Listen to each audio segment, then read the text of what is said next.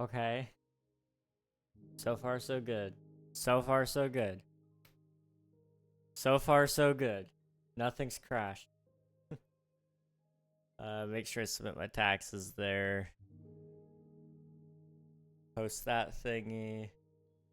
I see somebody else sent a message in Discord. I gotta read that really quick. Do in general. Ah, okay. Yeah, I caught the little bit of Emerald stream as well. I'm actually still lurking over there right now. Boop, boop, boop. All right. Hello, Nathan. How's it going, by the way? It's good to see you. Thank you for submitting your taxes, and congrats on grabbing first. Appreciate you, dude. How's your stream today, by the way? I did, like I said, I caught a little bit of it. I didn't get to catch a ton, but I saw that you were playing some hardcore. It looked like a lot of fun. Do King, I messed up badly. What did you do? What did you do? I'm doing a $400 giveaway stream probably tomorrow. Oh boy. Is that intentional, or is that the part you messed up on? Because that is a lot of money. Is this one of those cases where you meant for it to be a $40 giveaway stream, and instead it ended up being 400? Because sometimes that happens. I pressed the extra zero a little bit too often, actually.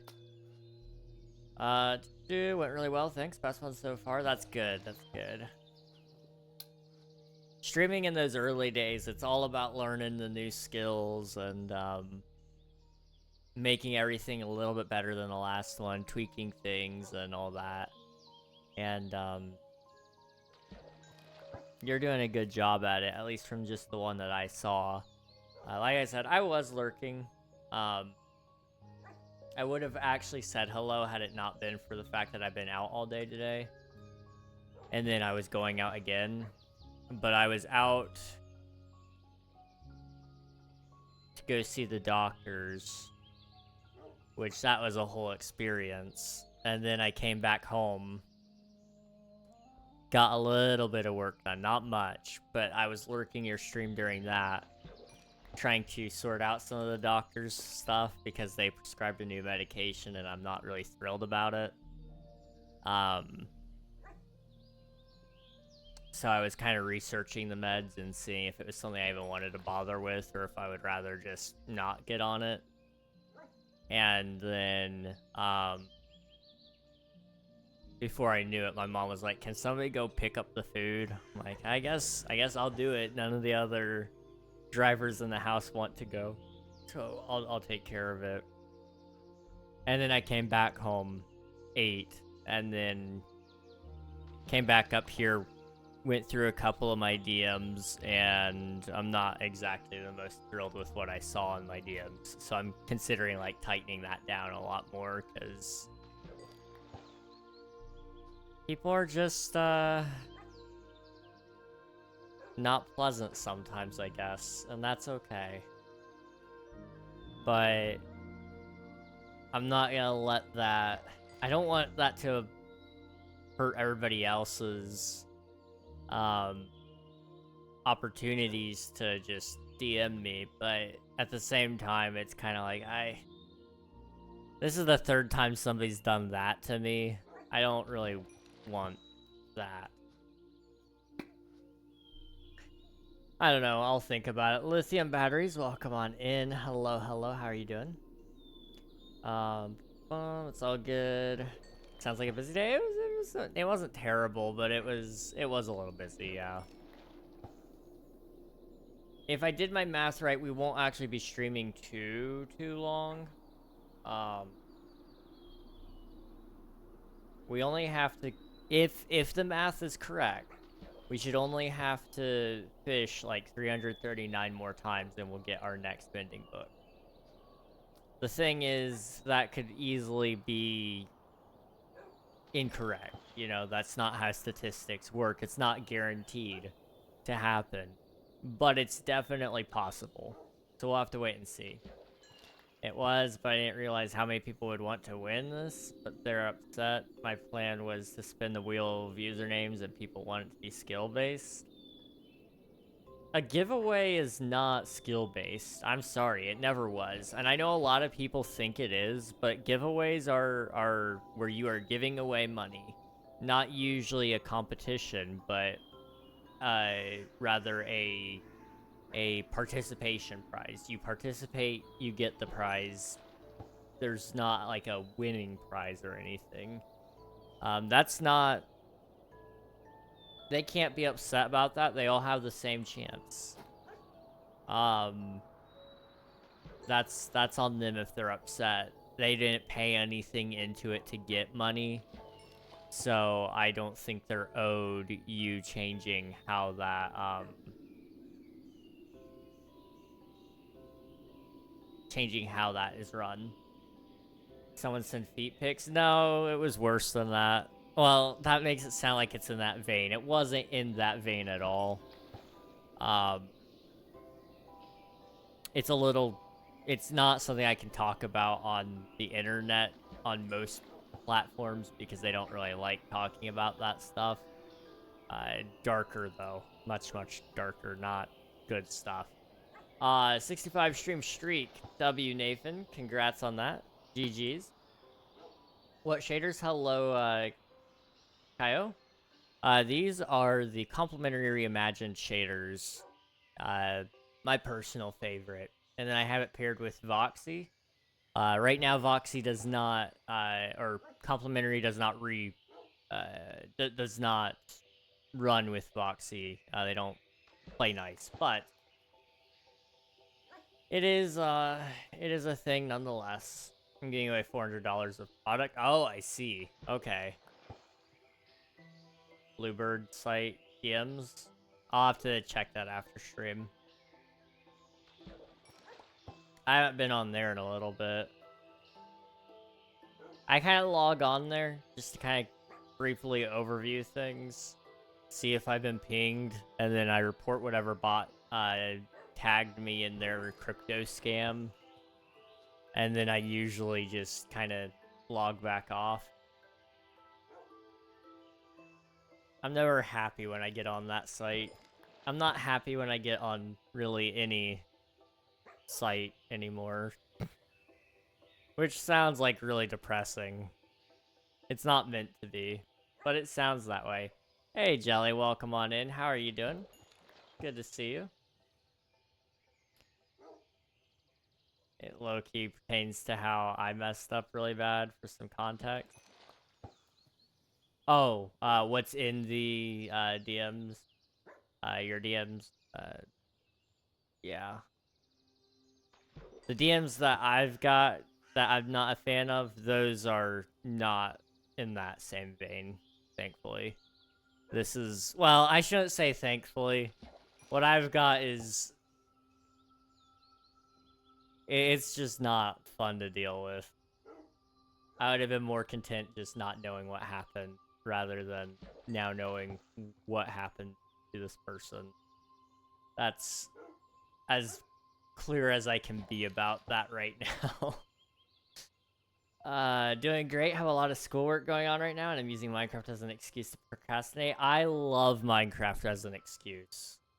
I can respect that. I can definitely respect that. Also, good luck on the school. School's busy this time of year, so hopefully that all goes well. There's nothing wrong with a little bit of procrastination, as long as it's intentional, you know? That's my theory to it, anyway. Thank you, I have 2 weeks left. Okay, okay. Nice, nice. I'm sorry, I gotta take off my socks. The dogs are coming out, guys. Yeah. It's a little, it is a little hot. 2 weeks left, though. That's good. That would put you at mid-April, I guess. A week into April. Not too bad. Gets you right there before it gets too hot. You'll be out of school again. can enjoy a nice little break. That depends on where you're at. I should say that. It depends on where you're at.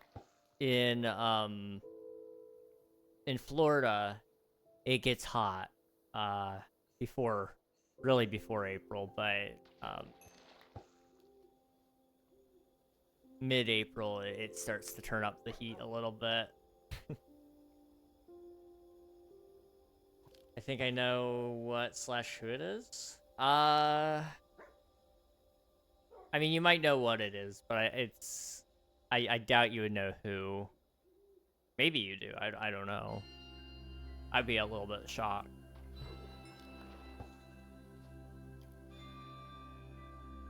It's a college classes, but I still have to finish out my teaching high school job. Oh boy. Ooh, wow, lag spikes. So is that what you're getting into, if you don't mind me asking? Is that like teaching, is that kind of where you're the field, I guess? Is that the term you use there? Profession? Is that what you're getting into? I know a lot of people who get into teaching, and I got mad respect for anybody who can put up with it. I could not. I don't think I could ever do it. I've got patience, but I don't got that much.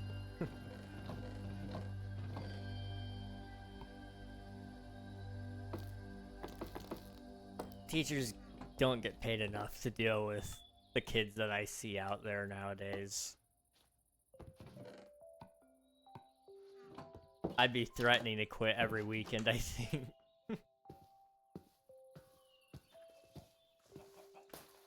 Why did I bring this? Saddles, right. Yes, yes. We'll put like a one, yeah. Boop. I'm getting my master's in English teaching. Oh, okay. That's cool. That's really cool. You would not like my English probably, but you're off the clock, so you don't gotta worry about it. Does it bother you, like, on the internet, for example, when people, like, have really, really bad grammar? I'm always curious about that, when people get into, like, English and English teachers. I know on the internet there's two types of people. There's the people who care about grammar and the ones who say it's the internet, nobody cares about grammar. And I'm always curious what English teachers think about that. I would imagine probably more often than not, you probably just learn to not care. But I don't know. I work at a Title I school, so the behaviors are wild. Oh. I see. Hi, Nikita. Welcome on in. Thank you for submitting your taxes. I appreciate it. Nikita, Nathan. I'm not a stickler for others, but am for my own. That's fair. I can respect that. I tend to be the same. Generally speaking, I'm not super into grammar anyway. I try to be correct when I know what's correct.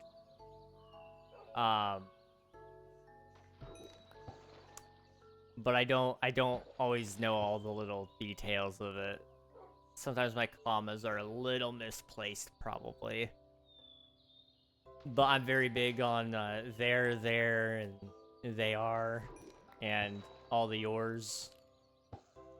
Oh.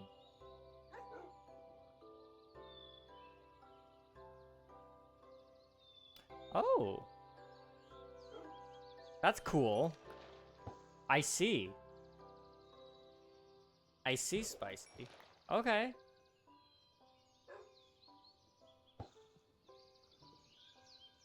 W.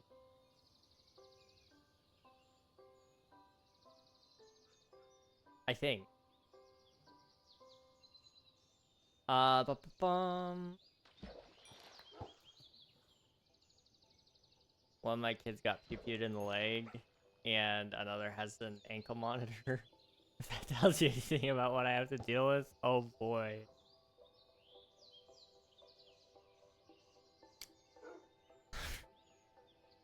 That sounds okay, wait.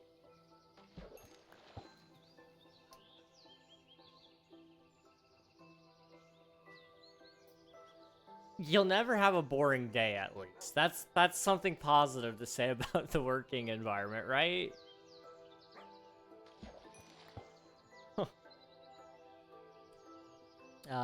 Do the idea what I have to do is I'll be lurking for a couple minutes. Got some stuff to finish before heading upstairs. All right, sounds good, Nikita. Thank you for the lurk. I appreciate ya. Good luck with whatever you're up to. I'm her favorite. She got hello. She ignored me. Everybody just ignore Nathan. This would have been a really quick stream had that been Mending. I am low-key, guys. I am kind of debating the second we get Mending, just unplugging the computer and walking away. Because we're 591 minus 5980. We're only 270 casts theoretically from the next book. Like, it could be over very quickly. Or it might not be. But I am very much debating. You know what? I didn't change the title or anything for the Twitch stream, did I? I didn't change any of that.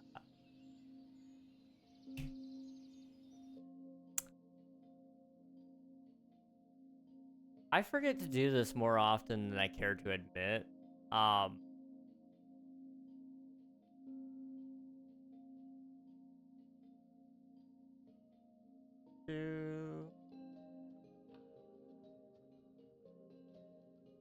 Sure. Fishy time. That's the official notification there. It's fine. It's fine. It doesn't really matter, I don't think. Oof. Yeah, it's fine. It's fine. Oh, hey Nathan. Yeah. We can say hello to Nathan, I guess. Fine. How is everybody doing today though? You're doing a green? I am. I want all of my gear to have mending from fishing before I ever touch a villager. I've gotten weak at a couple points and I've considered possibly changing my rule a little bit. But I got my first mending book and I can feel my second one coming up soon. It's around the corner.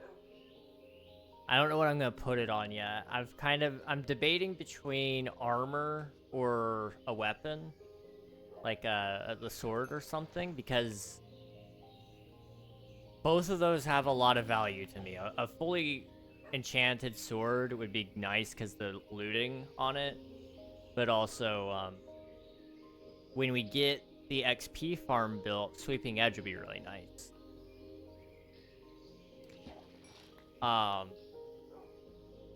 You playing Minecraft Bedrock? Not right now. I usually only play Minecraft Java Edition, but I used to play Bedrock. Hello, Lewis? Good? Glad to hear it. I'm glad. Oh. What convenient timing for that, Spicy. I was attacked by bots tonight. 2 on Twitch selling viewers and 1 on YouTube selling art. Oh, I'm sorry. Luckily, so for Twitch, what I do for that is I take their message that they spam, and I just add it to the auto mod filter, so it usually gets caught. That's usually how I deal with them. But it sucks. It sucks how often they show up. You're officially a streamer, honestly though. Yeah, that's like a badge right there. You're doing something right when the bots show up.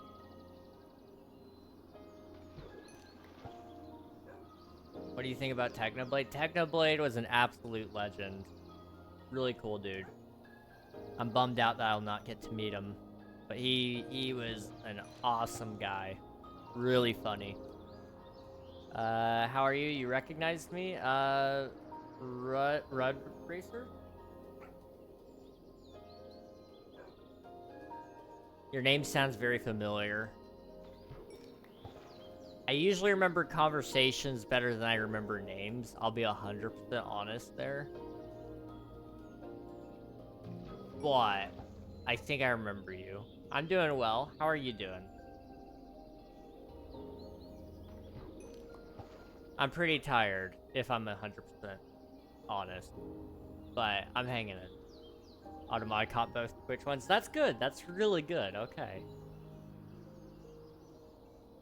I'm glad that at least if you didn't feel like it, you wouldn't have to go in there and remove the message. You could just let it set because Twitch will catch them. But it's also nice to just get rid of them too.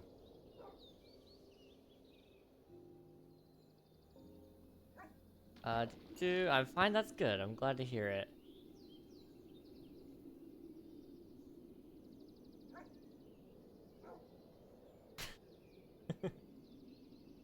Oh, that's a tough thing to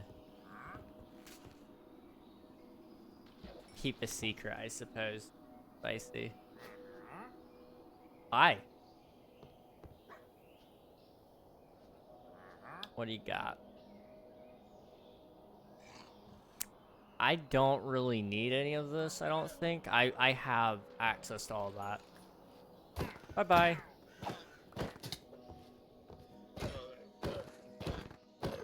Okay.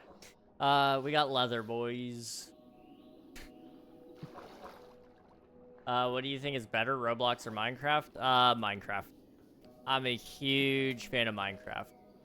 Technically, you could probably make more stuff in Roblox, but I mean, for me, Minecraft has a lot more value inherently, whereas Roblox relies on a lot of user-generated content in order to be a big game. And a lot of the games that are inside of Roblox, I find are,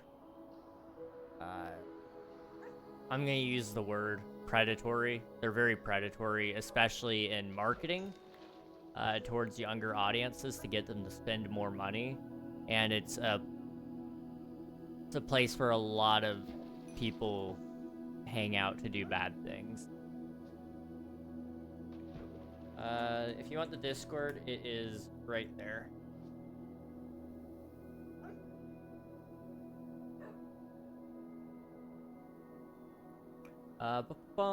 My user for Java is Bedrock. Nice. I don't have an invite option. I'm on Java, and I'm also playing a solo survival world. But if one day we bring back King SMP, which I would like to, then you are more than welcome to join. It would be a good time. I do want to bring that back. I kind of talked about it briefly on the Discord earlier today with, well, I guess it was yesterday. I think it was technically today. Because somebody was asking about it. It's just expensive, is honestly the only reason I can state on why we haven't brought it back.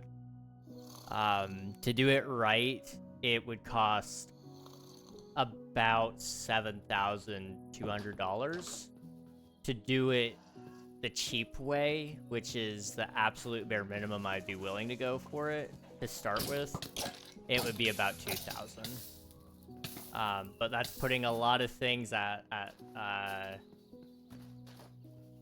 risk. That's assuming nothing goes wrong and we don't have like a catastrophic failure within the first 3 months or whatever.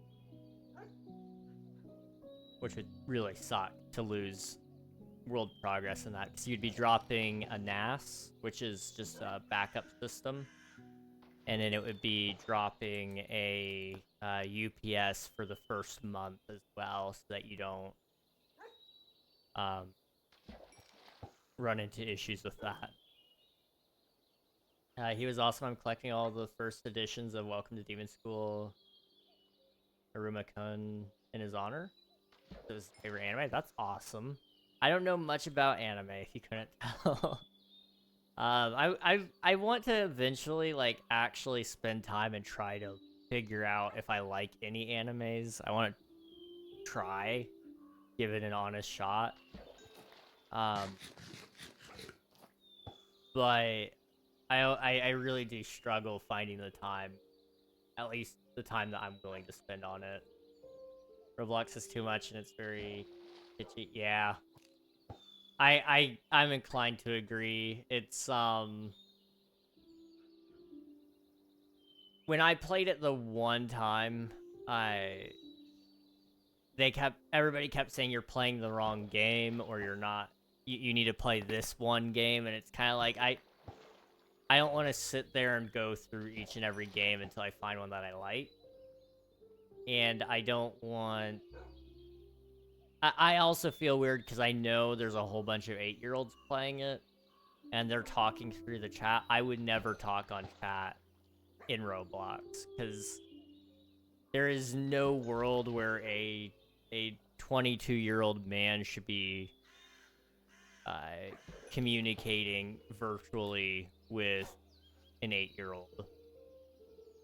I might have a really harsh opinion and stance on that, but with Minecraft, there's at least a corporation that will hold people responsible for that.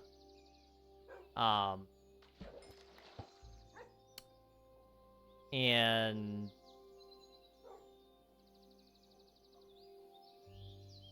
you know, I'm kind of like Roblox's CEO hasn't really condemned anything. In fact, he's kind of made things worse, in my opinion, and that's just where I really can't support Roblox for that. If you guys like Roblox, there's nothing wrong with you guys liking it. It's just for me personally, I would have a guilty conscience supporting the game. But I don't hold any ill will to other people playing it.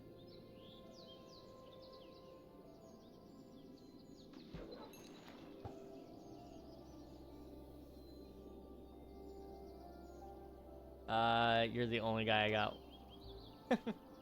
Hey, you know what? I'll take it. Tell her I appreciate that. That Discord message got spammed. I see on my screen. Yeah, I don't know why it tripled up, but it did. By the way, I'm only allowed to play on my PC on the weekend of Friday. That's cool. Weekends of Fridays aren't too bad. School's important. I'm assuming that's probably why. You know, my parents I was homeschooled, so life was a little bit different for me than a lot of people. But my parents, that was kind of the case. Was on the weekends, we were allowed to kind of do more on TV and video games and stuff, especially when we were younger. But during the weekdays, you know, we would spend a good amount of time learning. We would go outside. We would help with the gardening, and we were that kind of homeschool family where there's a lot of it wasn't a ton of extracurricular stuff, but it felt like there was when I was a kid, at least. As we got older, we kind of slimmed it back a little bit because the world was a different place than when I was first being raised. The world has changed a lot over the course of 21 years. What are your thoughts on the new slime mob? I think it'll be interesting to see how people who know Redstone will use it. Will be good for mini games, not so much for single player survival. I can see that. Yeah, I'm interested to see it. Like Nathan said, I'm not sure what it'll do for survival, and I actually filled out a survey for the Minecraft Live because they were asking us about our opinions on the show and what they could do better. And so I basically just flat out told them I don't see how I should be using the now I can't think of what else to call it, Nathan. The sulfur cube. I don't know how to use the sulfur cube in single player. Like I could probably do like a cool puzzle, but for me, what good is that gonna do other than just being cool for content? I don't know. But I've seen a lot of people on Twitter have some pretty cool ideas. Somebody said you should be able to put TNT in it and it would have the effect of a TNT duplication machine. Because right now you have to build flying machines. I was gonna call them slying machines, which I don't know why we haven't started calling them that. That's actually kind of nice. Just call it what it is. I can't say that. That YouTube would be mad. I can't say that. What I would also like to see is if you put like a redstone block inside of the sulfur cube, it would possibly be able to activate redstone dust around it, so you could at least use it in that context as well.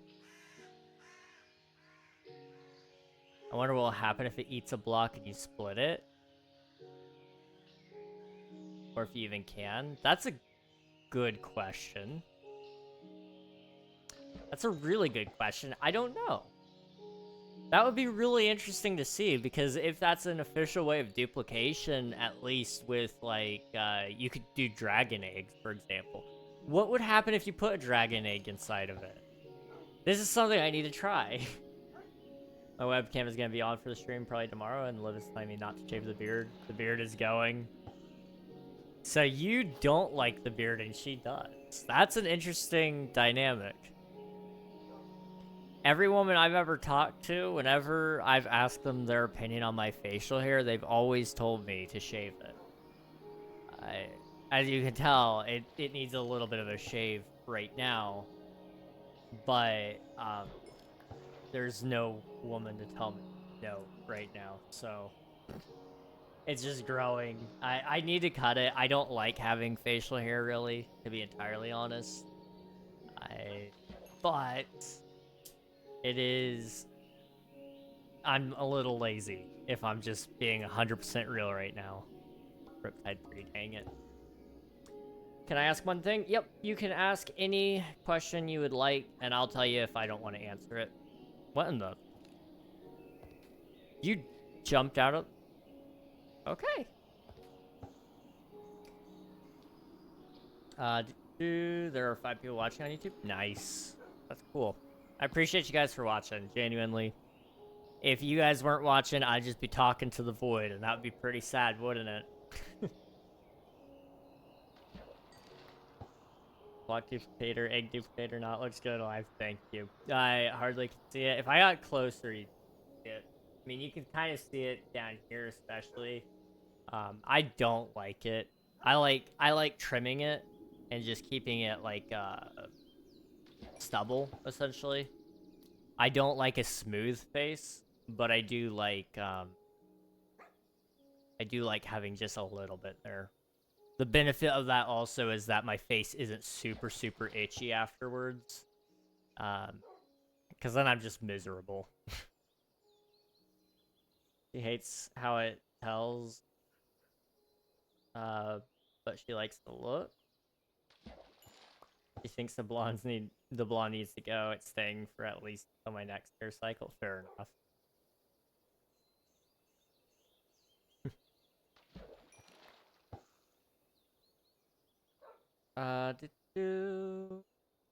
Welcome back, Nikita. Hello, hello. Same here, just shave with clippers and leave a slight stubble. Yeah. Nathan knows where it's at. Nathan knows. I need to get some new clippers, actually. My old one finally died. It's a little bit of a disappointment, I'm not gonna lie. I haven't used a razor in many years. I used a razor last year, and I didn't end up getting cut. I actually ended up cutting my... I gotta be careful how I say this, because the AI algorithms are gonna catch it and read it weird.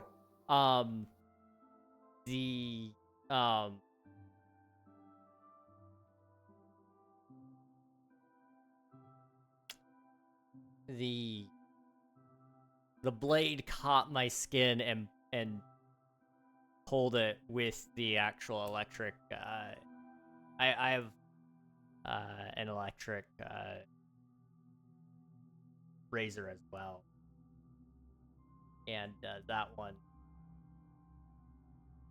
for some reason ended up breaking my skin once.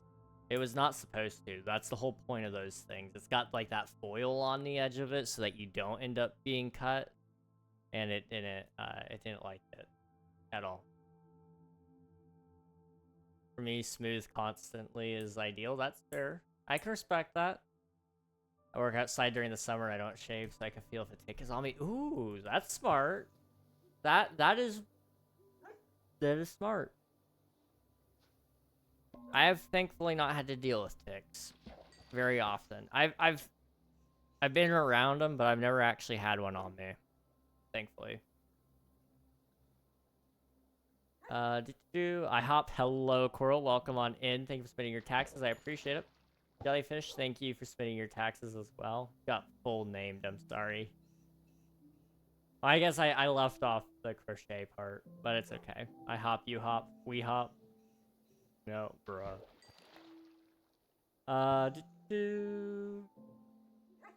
Unpopular opinion, but IHOP has gone downhill. Waffle House is infinitely better. Oh, I agree 100%.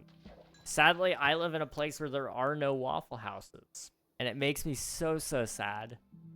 But anytime we're traveling, if there's a Waffle House along the route and we're not with my mom, which is a rare opportunity, then we usually find a Waffle House to stop at. My mom doesn't particularly care for them too much, but I could foresee us probably twisting her arm a little bit. We could probably get in there. IHOP isn't bad, but there's only a couple of things I like there. Weirdly enough, I like their chicken. IHOP chicken is actually pretty good. So I get their chicken and waffles, and then I eat them separate, but their chicken is like peak, surprisingly. I'm also a big waffle guy, so that definitely helps as well. I love a good waffle. Waffles and hash browns is peak. Oh, yes. You're making me hungry. I ate before stream. I don't need to be, like, thinking about food. We'll take that one and combine them here. Boop. I guess we're out of room in that barrel. So there. We have so much stuff, guys. It's kind of crazy. Their breakfast stuff just sucks. I can kind of agree there. I don't like their pancakes. Weirdly enough, at IHOP, their pancakes kind of suck. You know, the International House of Pancakes. And they're kind of subpar. But you know what? It's an okay one. I just kind of wish that they had more options for their waffles. Like a good chocolate waffle. That's all I want. Like I know I'm kind of a little bit probably what people would call a glutton. Chocolate, peanut butter, anything of those two in a breakfast food is beautiful. And I'm finding more and more places do not offer these to me. And it makes me very sad.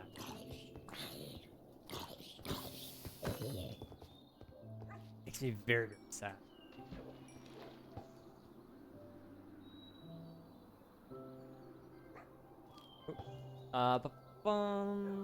Sadly, I live in a place where we don't have IHOPs or Waffle Houses. I'm sorry, Nikita. A Waffle House in your place would be kind of concerning, I won't lie. Like, it would make so much sense other than the fact that I think our Waffle House waffles are not... I feel like they're not European approved. Probably not. Probably not. Their breakfast stuff just sucks. Do you like Poppy Playtime? I played Poppy Playtime Part 1, and I thought it was fun. It was good. I haven't played any of the other parts yet, but I do want to get around to it at some point, I think.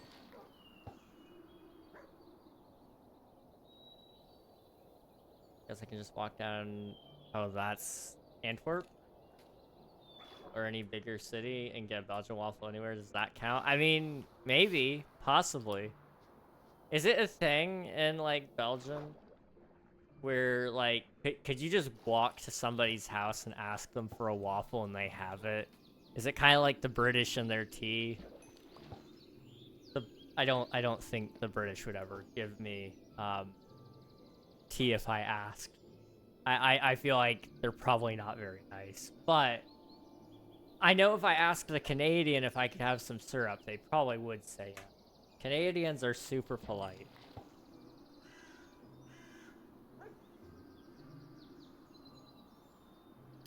Dude, Liv is just eating ice. It's a nice thing for her to be addicted to, because I can't get her to even drink water. I'm not gonna tell her what ice is made of. Oh, that's funny. Crunching ice is so fun, though. Oh my goodness. Oh my goodness. Like, it hurts my teeth. I'm not gonna lie, I have very sensitive teeth. But, a nice little crunch on the ice. I'm a fan. I'm a fan. All you need to experience Waffle House at some point. It's quintessential Southern experience. Exactly. That, and maybe take him to, like... I don't know, maybe we could hit a Cracker Barrel as well. Not because, like, that's a big experience, but it's got a little bit of culture to it. Although they've kind of gone downhill, too. Although, one place that you definitely need to hit if you're ever in the South is you need to find a Buc-ee's. It's a huge gas station, but you're just gonna have to trust me, guys. Find a Buc-ee. It's worth going out of your way for. The chocolate peanut butter ice cream at Baskin Robbins. Oh, you're speaking my language, Jelly. I don't actually know if I wanted where I want to go if I wanted a waffle. Not sure who sells them. Guess you'll have to make them yourself. I need to get a waffle maker. Honestly, I found more often than not, I'm not happy when I go out to eat anywhere because I feel like they're always missing something. My burgers are hardly ever seasoned. They usually overcook it. I ask for it for medium. It comes out medium well, which is like a minor inconvenience to me, but I digress.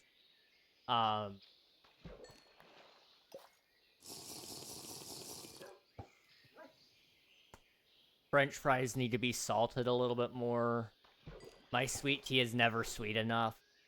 It's kind of like I could do a better job at home and it would be cheaper too. So I'm kind of debating possibly just developing a hermit lifestyle. I'm going to get married, settle down, and I'm just going to make sure that I'm the cook for everything. I'll let my wife go out into the workforce if I have to. I will take care of the house, but we will have a very good meal every single night. I don't know how to cook. You guys thought I did for a second. I just think I could probably cook better than most restaurants. At least for the price that we're paying per meal there. It's kind of crazy. It's like $18 a plate now, anywhere you go. Which is a lot for us. It used to be that, you know, $10 was like what I thought was a lot. Now it's kind of jumping up to 20. I'm kind of scared. You know something else you guys need to do if you're ever in the South? Find a Sonny's Barbecue. They've got some pretty good sweet barbecue there, and it's a little different, but it's good stuff. Oh my goodness, is that good stuff. Highly recommend a beef brisket sandwich. Really good. Definitely not European approved. I don't eat them. Me neither. Bad Belgian behavior. crazy. Oh, Canada, ice crunching is a sign of anemia. Wait, is it? wait, is it?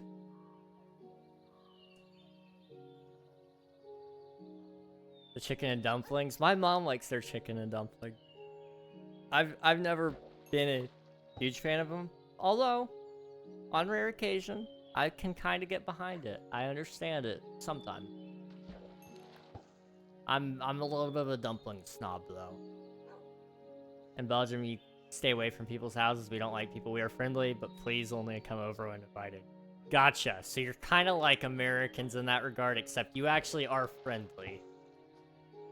Here in America, you gotta be careful about who you go visit. Because, like, yes, there are a lot of us who are friendly, but I find more often than not the culture here is that we do not want you at our house. At least where I'm at. To have somebody over at your house is kind of a rarity unless they're like an older group of people. Sometimes they're kind of more of like, yeah, come over sometime and we'll fix you up something. And that's fine. But generally speaking, the consensus is we'll go out and we'll go eat somewhere together and then we'll part ways. Because it's a lot easier because you don't have to worry about... Because where I live, we have a long goodbye problem. A lot of places have this, but you can't get away from it. Like, they're always wanting to talk. And then you say, well, I really got to get going. And they're like, well, before you go, I really need to tell you this one thing. You see, my granddaughter's daughter, sister, they're half-sisters, actually. Her dog got put down. But before her dog got put down, they were talking to the vet about the vet's sister who went to the doctor for I can't say that, some sort of surgical procedure. Usually it's TMI. And then it's kind of like, okay, what did that have to do with anything? But then that spawns a whole new conversation, and I'm kind of questioning why I'm still here. I'm like, I just want to go. I really just want to go. See, Swift, dude, you could walk out of the house, but they'll follow you out of the house sometimes. Because they want to walk you to your car and they want to, like, make sure that you have a proper goodbye. And, oh my goodness, like, it's fine. It's fine. They're just being friendly, but, oh, it's rough. It's so rough. Buc-ee's is the best. Heck yeah. Buc-ee's is so clean. So, thank you for spending your taxes. The hotel I had was in had Mickey waffles. Ooh, nice. There's something different about Disney World food. I can't explain it. It's just, it is genuinely magical. W, that's so perfect. And if you ever see a Jack's in the South, make sure to try Jack's. I'm gonna have to add that to my list because I do not remember Jack's. Love stew and dumplings. Beef stew and dumplings is the best. Beef stew and dumplings. I've never had that before, but that sounds wonderful. That sounds absolutely wonderful. We don't want you at our house unless we invite you. I'm in the South and we love visitors. That's fair. I'm in what... I can't say the exact state, but I'm in the north-south. I'm north. Wow, north. I'm north, guys. I'm north. But the area is... It's got a heavy southern influence. And it's very interesting given the history of where I live. I won't go a whole conversation about that, but it was very interesting learning about this state's history.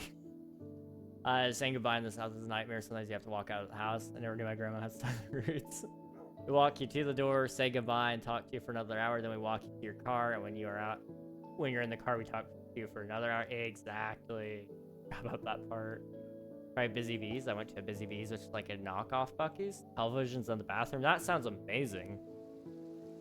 You know, that sounds like peak goals for when I'm an adult. I say when I'm an adult. I am an adult. But whenever I actually have my own house, I should get TVs for the bathrooms, and you could play a video game on it. Like, I'll make it so that you can... I don't know. I don't know what I'll do exactly, but... I mean, all the TVs are smart TVs nowadays. So, what's stopping me from just hooking up a...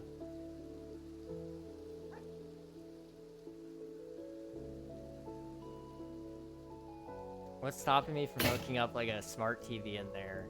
I mean, like, I would like it to be able to play video games is the thing. So what if we have it hooked up to, like, the computers? To, like Bluetooth, Chromecast or something, okay? Hear me out, guys. I'm cooking here. Then you go play your game 24/7. Practically, because there's a TV at every turn. At that point, why not just, like, have a VR headset? I don't know, but listen, I'm a practical guy. I want everybody to have equal playtime if they want. Your camera's upside down. Yeah, I do that sometimes. I vow. North.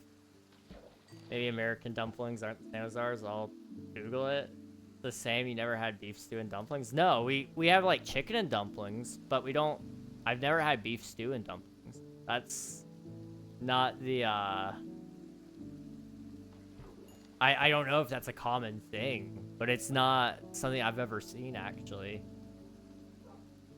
It sounds wonderful. I've had beef stew. I love a good vegetable beef. Oh my goodness, that is lovely. My mom makes a really good vegetable beef stew, but she doesn't make it very often.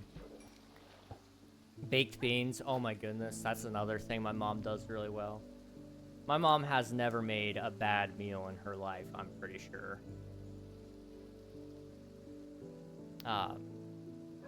But, you know, that's a whole other thing, I suppose.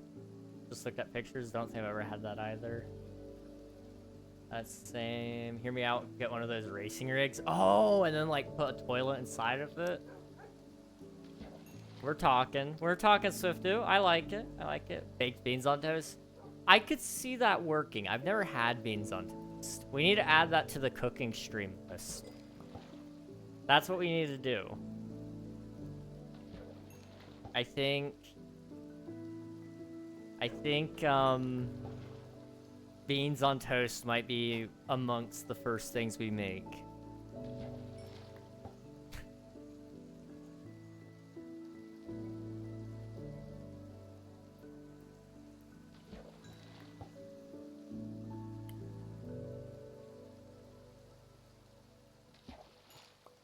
I apologize for the ads, by the way, guys. How much fishing are we doing here? We're about 100 away from the next Mending book, theoretically. Also, I need to plug in my phone. Give me like 2 seconds.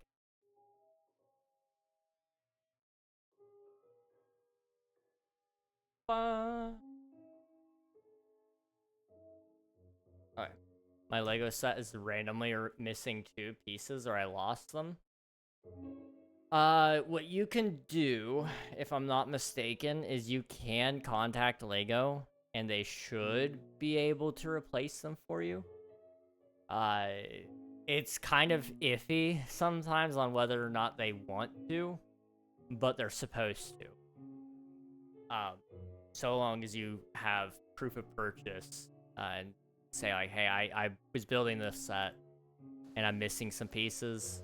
They're usually gracious enough that they'll send it, and sometimes they even send you a little extra stuff. I've known some people who, they've emailed Lego, and they're like, hey, I'm missing, like, this piece, and this piece, and sometimes they'll get, like, a cool minifigure with it. So it's worth a shot. Who knows?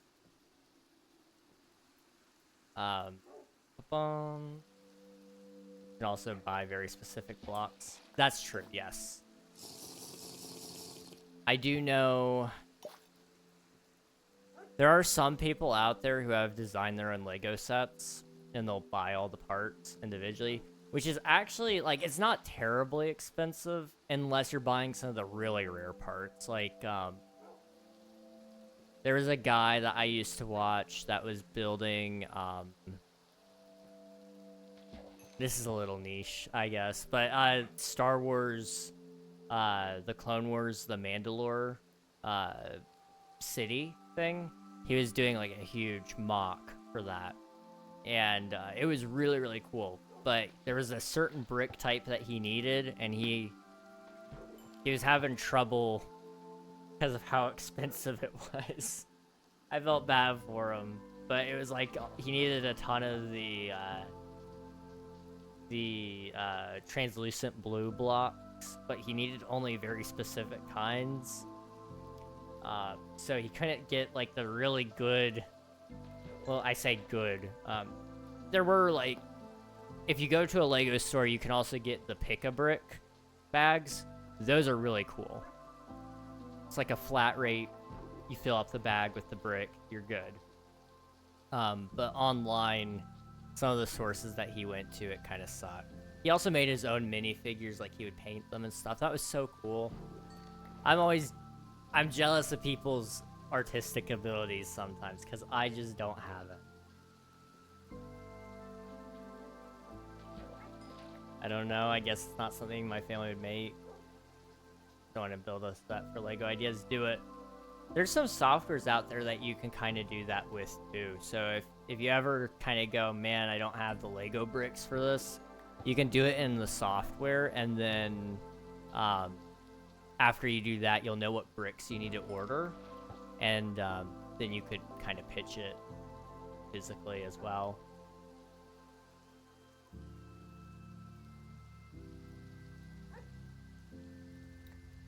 Beef stew made in the slow cooker for a few hours. Homemade dumplings put in for the last 10-15. Delicious.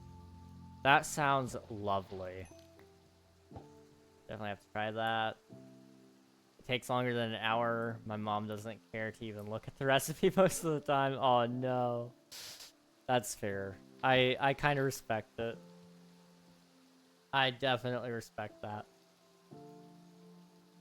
You get so much stuff for designing a Lego set, and even if you don't get it made into a set, exactly. Part of it is also like the bragging rights. You get to say like, I have my own Lego set that does not exist anywhere else. Like, that's all me. If it gets 10,000 supporters, but not made into a set, you get to choose up to $500 in Lego sets, and if you get it to 10K, and is made into a set, you get 1% of the total earnings from your set, 10 copies of your set, and bragging rights. That is awesome. 1% of total earnings is kind of crazy. Because, like, that's... I mean, that assuming it even just gets $1 million in sales, that's kind of hefty. Now, that assumes that you make a set, it sells enough to get $1 million in revenue, which most sets that get produced, I imagine, probably do get close to that at minimum. Unless it's just that small of one that it's like a cheap little... I say cheap. There's no such thing as cheap Lego anymore. But the cheaper stuff costs like $30, you know? Plus 10 copies of the set is pretty cool, too.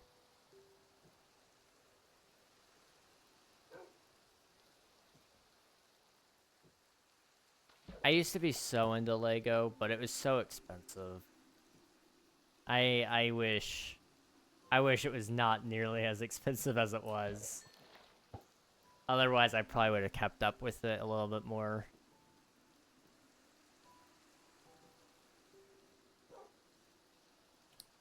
Okay.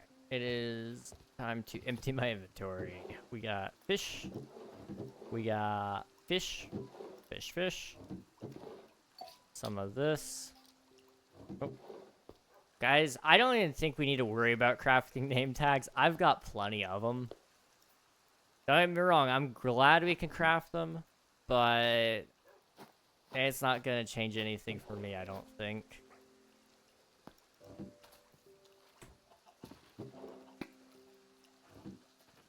Ba -ba -ba.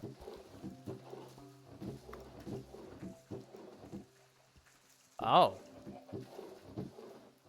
I meant to put that in there. Alright. Am I seeing instruments in your background? You are indeed. I have a guitar right there. You can actually see it right there, but it's also in the mirror. And then even further back, which is also in the mirror, but it's actually closer to me, it's right there. But that is my electric guitar back there. I also have a keyboard stand. I've been using that to muffle the sounds of my 3D printer at night whenever I do print. It's kind of a rarity right now, but I'm building a shelf out of plastic, which sounds kind of dumb now that I'm saying it out loud, but I'm doing that so that I have a place to set a whole bunch of stuff. Because I've got random things all over my desk, and I miss having desk space. Like, I've got a mic that I don't use right now. I've got various guitar picks. I've got knives and a fidget spinner. If I could clear off half of this stuff. Oh, I've got a kazoo here too. This is an instrument. Kazoos are pretty cool. These ones aren't great. I don't mind it, but there are some nicer kazoos out there.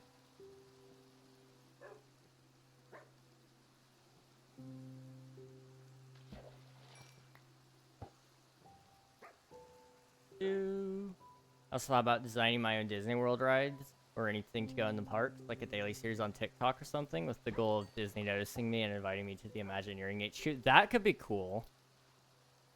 I think you should try that. At the very least, you know, it could be fun. Even just coming up with the concepts.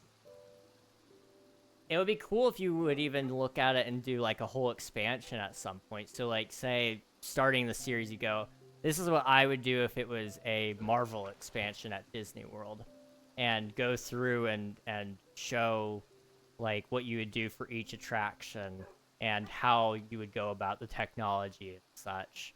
That could be really cool. And then, you know, of course, you could also expand upon other things.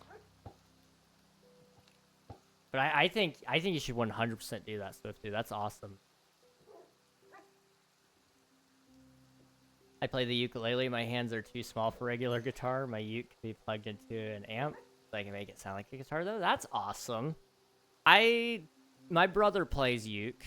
He's pretty good, or he was. I don't know if he still plays really at all, or if he's lost any of his capabilities. But I never really got to pick it up very much. When I was taking lessons, my music teacher said anybody can play a uke, and he handed me one, and then he threw me up on stage with a bunch of kids one time, and we played Lean on Me, and I faked it till I made it. I knew a C. I could play a C chord, and I kind of knew a G because it's the same as a D on guitar, and that got me at least enough of the way through it. But yeah, the guitar, I have huge hands. Like, this is my hand right next to my face. My hands are big. I'm trying to find something that would be comparable to what most people would know. I guess like $1. Like, here's a $20 bill, right? There's my hand next to a $20 bill. My hand is taller than the bill. I don't know if that really helps anybody at all with understanding the size of my hands. But if you know who Jimi Hendrix... Jimmy... Did I say Jeremy? I think I said Jimmery. I don't know. Jimi Hendrix. I play kind of like him, where my thumb comes up over the neck, and it helps me with that top string. I abuse the fact that my body is so strange. I've also got weird flexibility, so My finger, for example, goes back 90 degrees or over that. So guitar comes very naturally in some regards there. The flexibility is already there. My hands are huge. I really wish I got into piano as well. Um, so I'd eventually like to get maybe a used keyboard, something cheap off of like Facebook Marketplace or something. And maybe I could turn that into a series of some sort, just learning how to play piano. I think that'd be fun. I'm telling you, a Disneyland Muppet Land would be so cool. Well, if you ever do the series and you need somebody to voice act Kermit for you, I got you. I got you, dude. I love this idea. Muppet Land would be sick. We need more Muppets. Oh, the Disneyland theme, Disney Minecraft theme park. I mean, hear me out. Minecraft world, okay, guys? Hear me out. I want to learn to play piano. It's such a cool instrument. And I think the cool thing about piano is you can do this on a lot of instruments, but piano is one of those where it is actually much simpler, I would say, probably, to be able to play chords and notes at the same time. Whereas, like, on a guitar, it's a little more technical on how that actually works. So piano is one of those I think it would be really fun to learn just because of that. I know it takes a long time to get to that point, but it's something I would love to learn eventually. I still wonder how characters would work. Like, yeah, puppets or what? I guess probably, but you could also very well just do, like, they do this for Groot, Baby Groot. You can do a Baby Groot meet and greet, and he's just like a little animatronic. You could technically do that. I think they've done, or they're talking about doing that for Baby Yoda, Grogu, whatever his name is. I think he's also an animatronic, if I'm not mistaken. And then if you do it correctly, you can actually just have somebody voicing it in a room that's like literally 2 feet away. That would probably be how I would do it.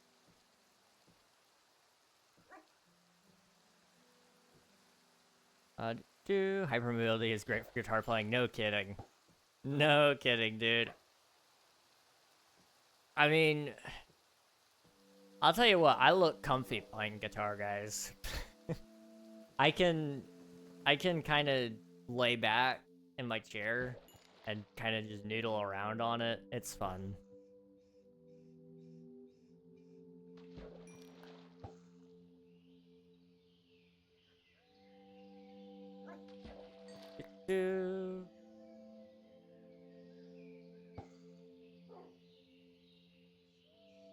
AI robots. AI is the future. Scary thoughts, yeah.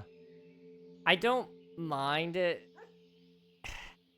Let me think how to organize this thought. But there are some cases where I think AI probably would do a robot better than, or AI would do a better job for some characters than others. Example being, like, for example, robots that are in the movies. For example, like Wall-E or Eve. I think those would be perfectly okay as AIs because that's what they already were.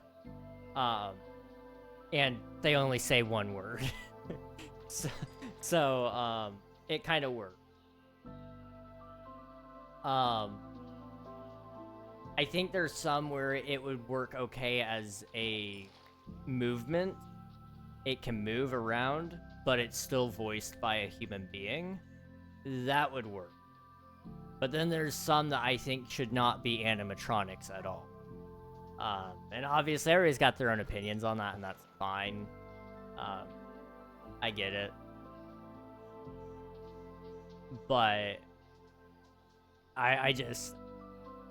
There's something special about there being a character and a person behind it.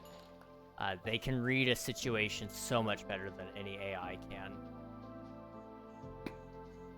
Wall-E.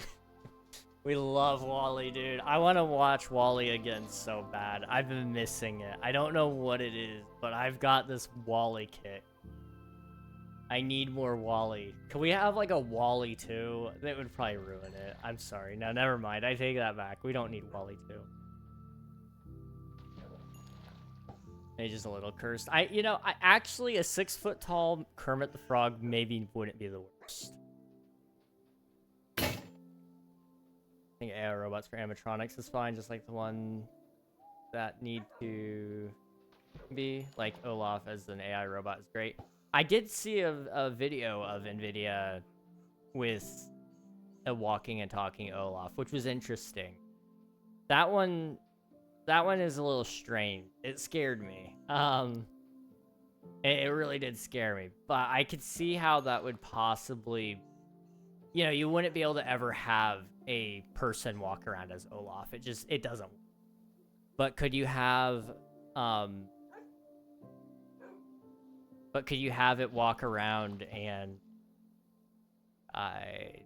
somebody voice it? I think that could work. I don't like necessarily it having just free reign, being able to generate whatever response it wants. The touch of human behind it is what makes everything so magical at Disney. If you try to lean so far into the magic that you remove all the humanity behind it, it's no longer magical. Nikki shouldn't be a robot. I 100% agree with that. Let me go ahead and clean up my inventory because we need to sleep. We skipped the last night's sleep, so phantoms will be on their way before long. Hi, bro. I'm back. Welcome back, Mindwind. Hello, hello. How are you doing? You're upside down. Hello, GK. Yes, I was upside down. Your camera's upside down. Become straight up. Upside down. Shader was so good. Thank you. These are complimentary reimagined. My favorite shader pack of all time, I think. What would be the plot of Wall-E 2? I don't know yet. Get sent to space to fight aliens. We need more alien films. I definitely think we do need more films about aliens. I don't know what it would be, though, is kind of the thing. I'm kind of sick and tired of aliens always being evil. Like, it's just assumed aliens would absolutely, totally obliterate us, and then somehow we win in a fight against aliens. Like, I can appreciate the sentiment, but if an alien gets to us before we get to them, unless they're just weakened outright by our sun or something, there's just no way that we ever beat them. Beyond that, good alien films, it kind of just ends up becoming a copy off of E.T. They have to hide the alien because he's actually good. I did like a movie. There was one movie out there called Planet 51, I believe. And it's about this human who gets trapped on a planet full of aliens. And it's kind of like a reverse E.T. scenario. And that's kind of funny. Actually a really good animated movie. Kind of niche, if I remember correctly. I don't hear very many people talk about it.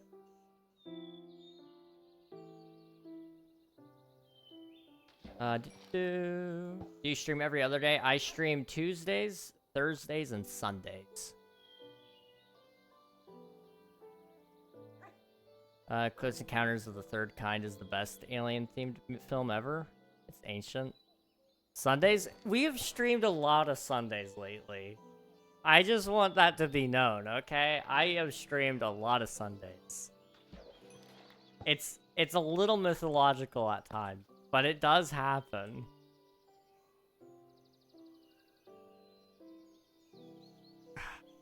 I almost canceled today, I'm not gonna lie, guys.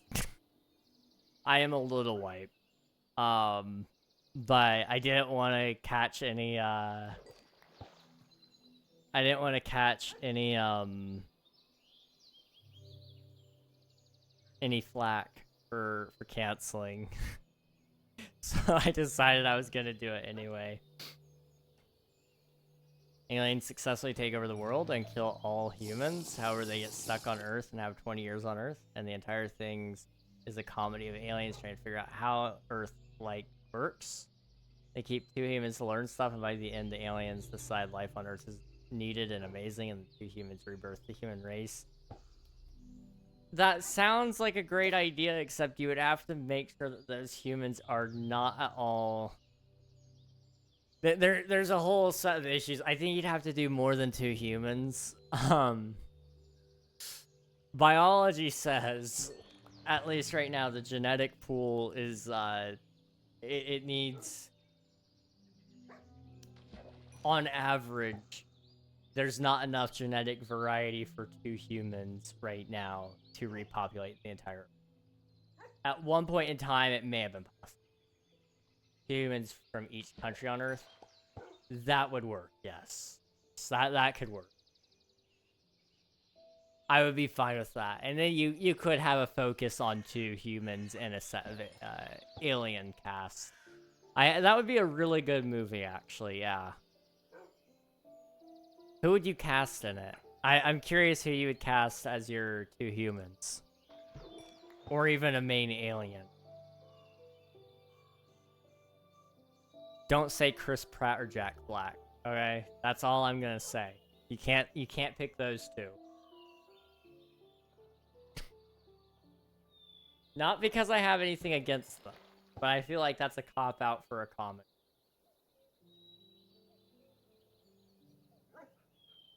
Although I think that would be a great Chris Pratt movie, probably.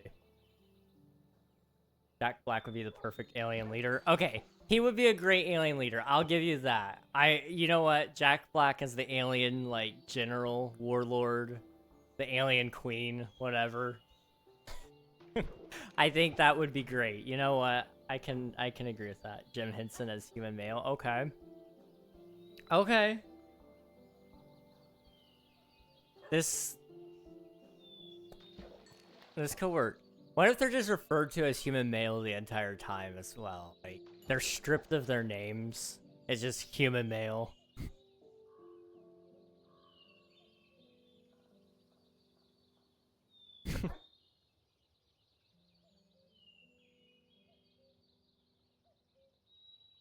Subject number 1. Oh, I'm trying to think. If I were to write an alien movie, how would I do it?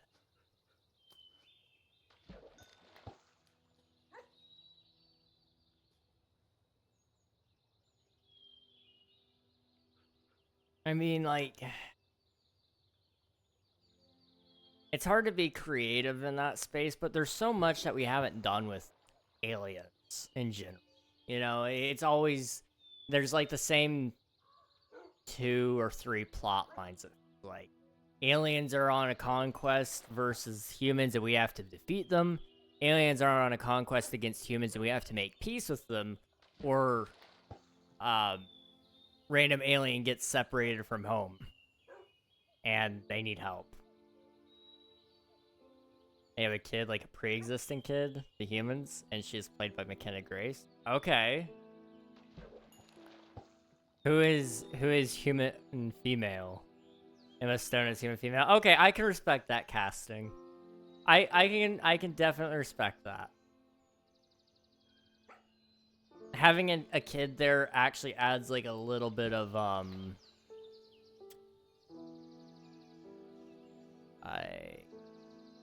as much as it would be a comedy movie, I think it's also in a way, it's also could add a little bit of drama and tension, and possibly thriller type of energy, where it's this kid is also dealing with the fact that everybody she knows and loves was absolutely slaughtered. Not that I'm a fan of mass human extinction events, but I think those are actually some very interesting and compelling plot lines. Neil deGrasse Tyson gets to be an alien. He is scientist alien. That's actually kind of comical. That would be funny. And actually kind of awesome.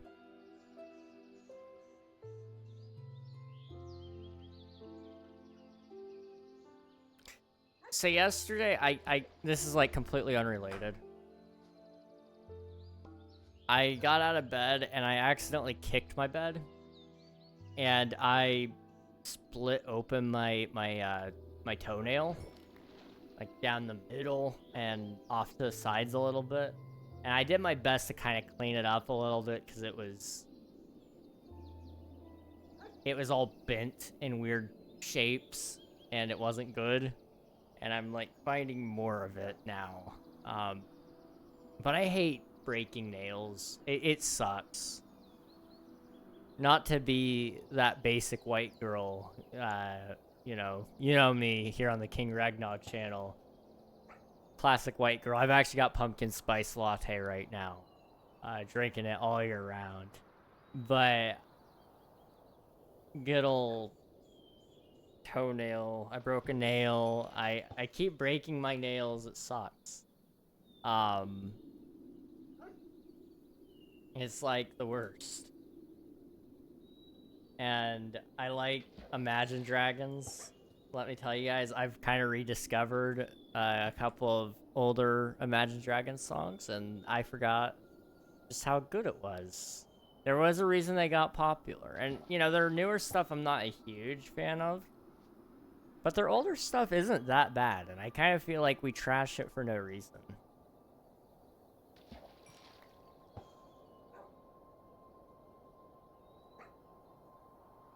Yummy. The pumpkin spice or the toenail?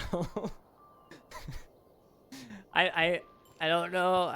I just want to clarify this, guys. I don't eat toenails, okay? That's just where my mind went, alright? That's all I'm gonna say. I broke my thumb the other day. You did? I'm sorry to hear that. Thumbs are kind of helpful to have. Casting, that's their problem too, woke. The problem with Disney or the problem with the movie?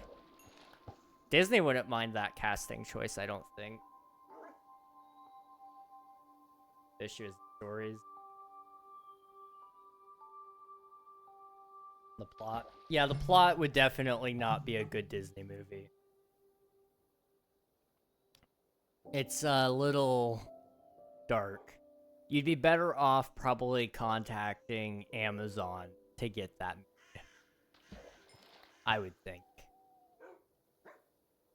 Amazon would be all over it because it's definitely got more mature themes to it. I'm talking about Disney movies as a whole right now. Okay, they have bad plots. It's generic. That's my issue with a lot of Disney plots.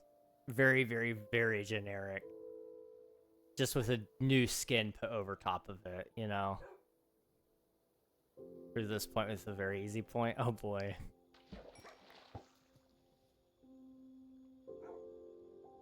I'm curious where this is going.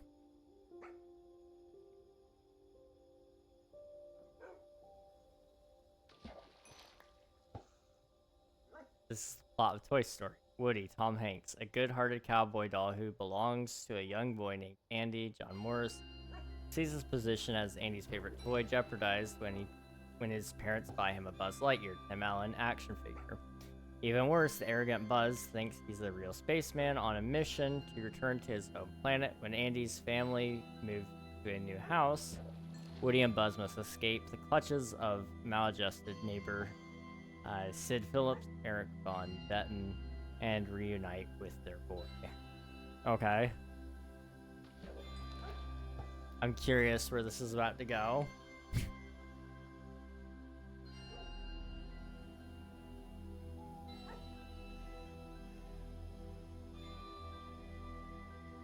That's actually kind of...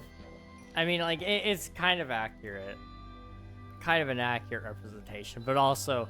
Woody was not the good guy in that film. I just want to say.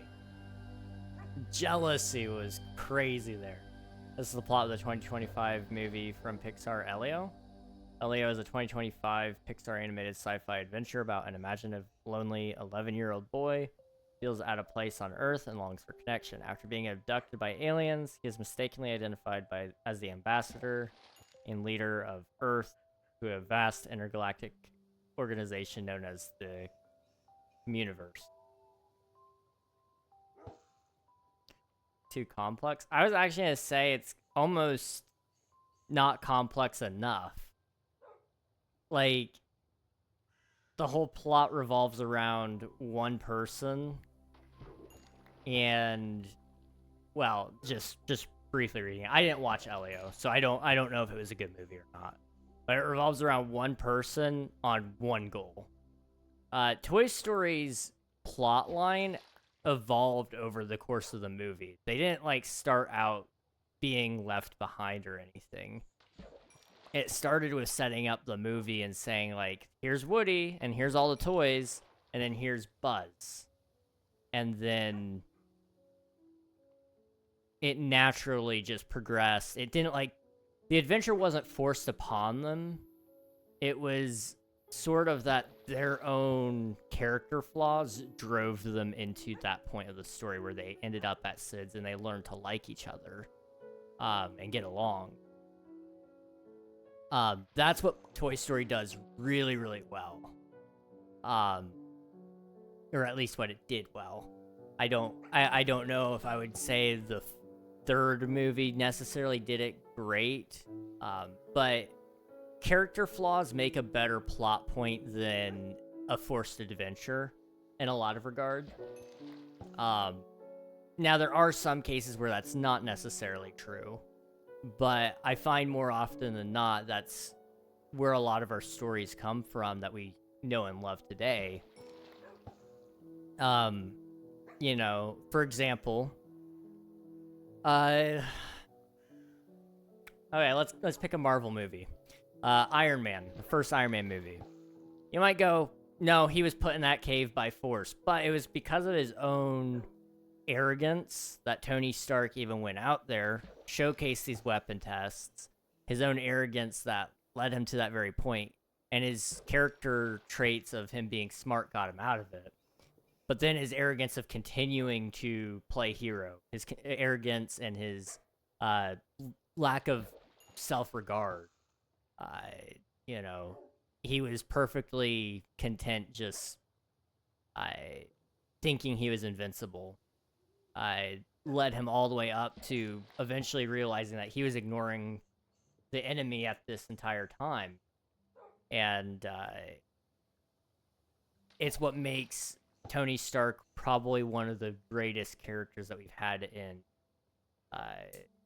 cinematic history. That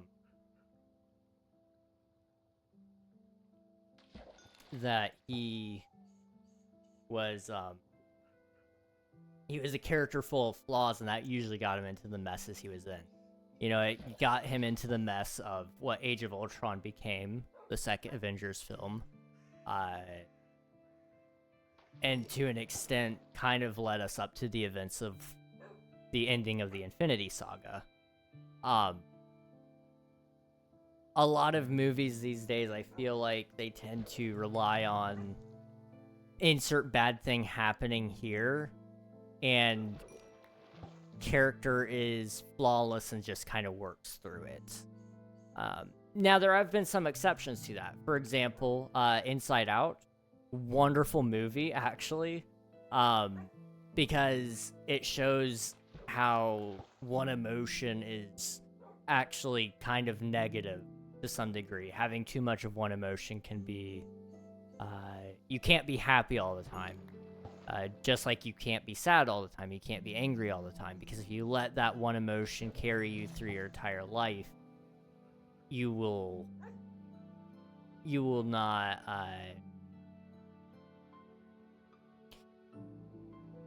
be who you truly are, I guess, is what I'm trying to say there. And in the first movie, you know, it takes Riley through this adventure of moving and trying to set up this new place where she's never been, and meeting new friends and all these other things. And so the main character gets put in this new situation out of her own control, and the characters are flawed within that, and that works wonderfully.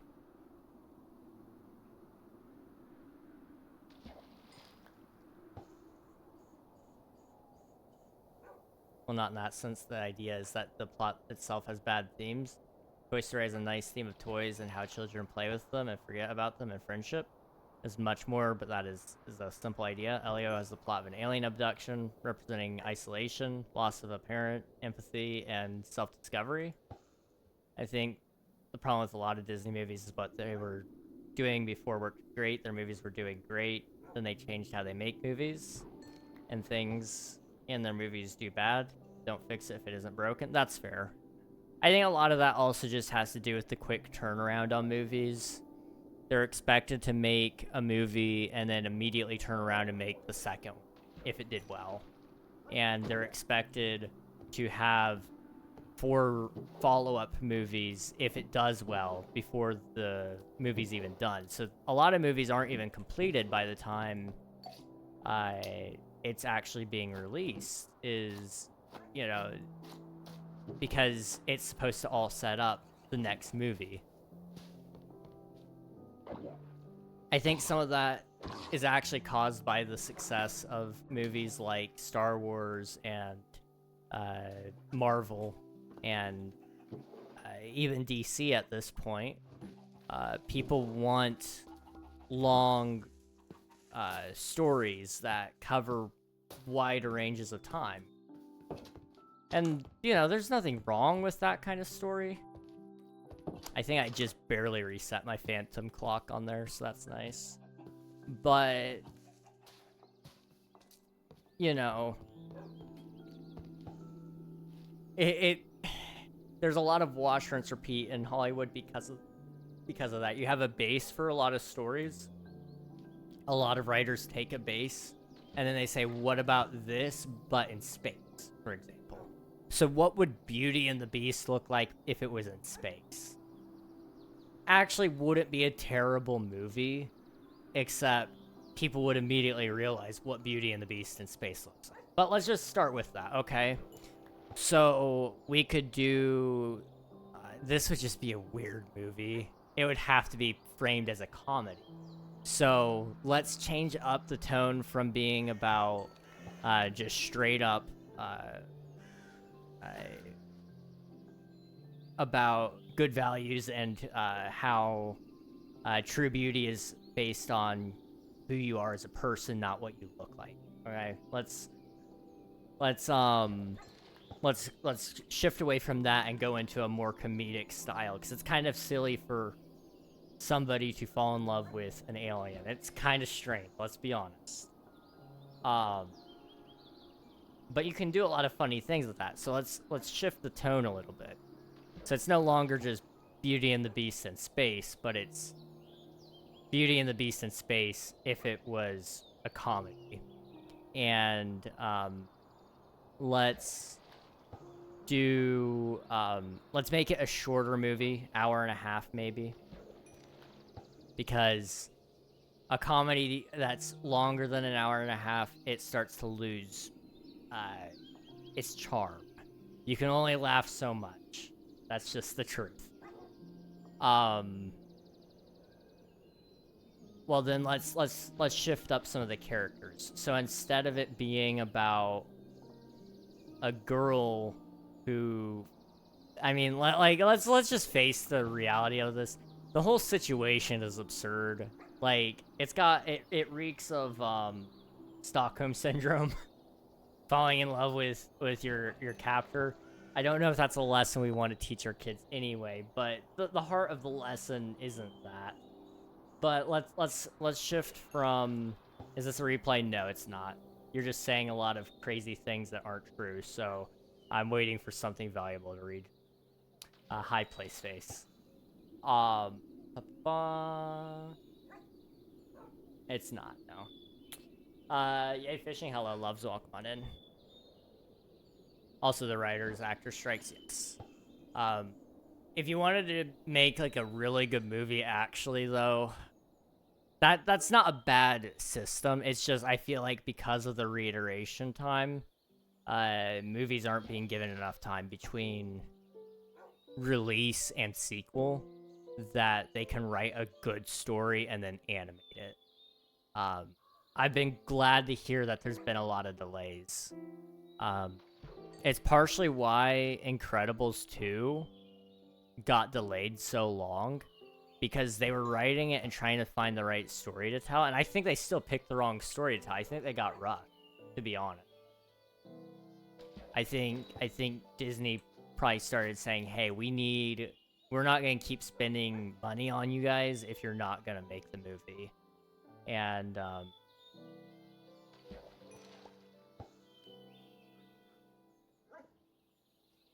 what?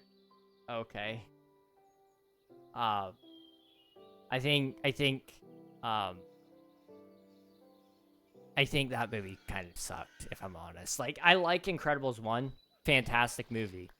I mean, you know, like, let's analyze that for a second. A family that doesn't fit in not because they don't necessarily, they are humans, and everybody thinks they're human, but they can't just be superheroes, you know? They can't be out in the open about who exactly they are. That's a very relatable story for a lot of people. A ton of people feel like they can't be exactly who they are outside of their house. Um, whether that be based on what they believe, who they feel like they are, or whatever. And I think that's a really unique storytelling point, and using superheroes as that storytelling background is really cool. And they built up the lore perfectly behind it, of why superheroes were banned and why that forces the Parr family to hide their superpowers. Um, but then it brings you into the darker reality of somebody trying to bring back superheroes in a way that uh, actually would be terrible. I mean, it would cause a lot of people to get hurt, all in the name of just trying to make somebody look good. And Syndrome was one of those characters. I think he was as crazy as he was and as cheesy as a character as he was in a lot of regards. I felt like he was well done because when um he was kind of right in a lot of regards. Um you know, he was he just wanted to help. He kept getting brushed off. And what do you do when your hero fails you? What do you do with that? What are you supposed to do? And then the idea of making everybody super, so therefore nobody is. You know, what do you do when nobody's special? Like, he's kind of a menacing villain in this fact that, like, off screen he has killed hundreds of superheroes with his Omni droids. Like, that's a crazy thing just to think about for a second. They don't show it, but it's very heavily implied that he's pretty well eliminated all of the superheroes, or just about all of them. Incredibles 3 is either going to suck or be the best movie ever. I just hope Incredibles 3 isn't a twist villain, because I'd say 1 and 2 are basically both twist villains. That's fair. Yeah, I think they really should have done Incredibles 2 as a continuation. Have the Underminer be the villain. That whole chase scene at the beginning of Incredibles 2, it was a cool thing, but it should have been more central to the movie, in my opinion. It's the Underminer. I think it should have gone back to the day, back when, back to the glory days for a little bit, and show a couple of scenes from then, and then skip back to the future or the current day. Placeface, I'm going to read at my own pace. If you have a problem with that, I would encourage you to go find a different streamer.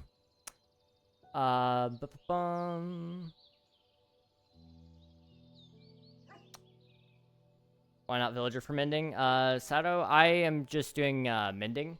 That's kind of my preference right now. I'm trying to play slow.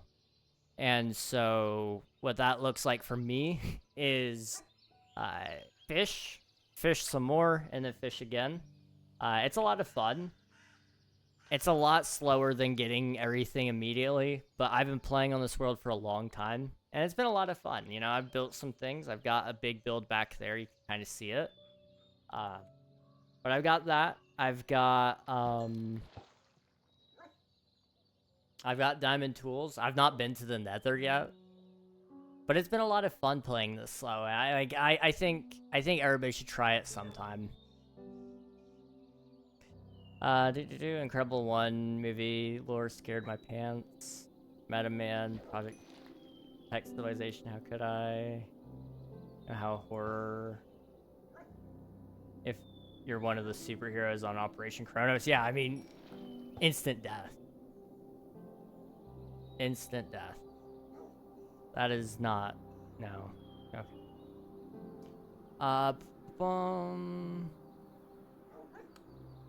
Incredibles 3 should be a prequel. That would be interesting. I would be curious to see...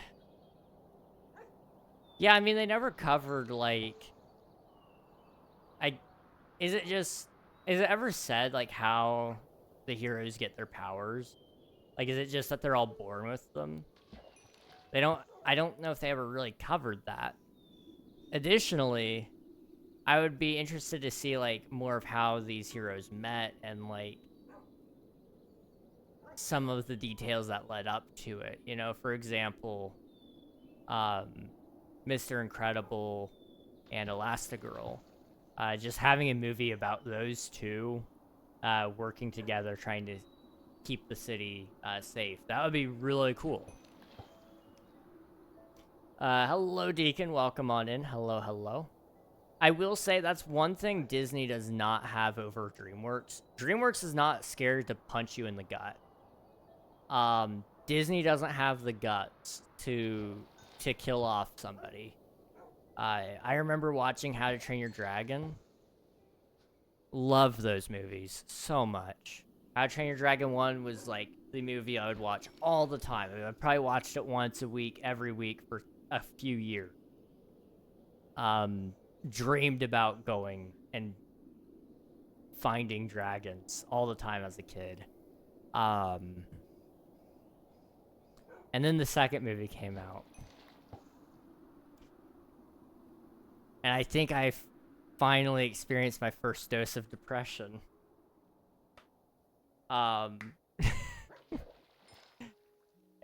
You know, that movie was a mix of emotions. You know, there was so many good things that happened in the movie, but there was a lot of terrible things that happened as well. You know, watching some of your favorite characters, well, in that case, there was only one favorite character that died. But, like, it hit like a gut punch. You know? And Disney doesn't really do that. Like, they don't build up characters for them to die later. They usually kill them off right in the beginning. Like a parent or something. But they very, very, very, very rarely ever kill a character that's established.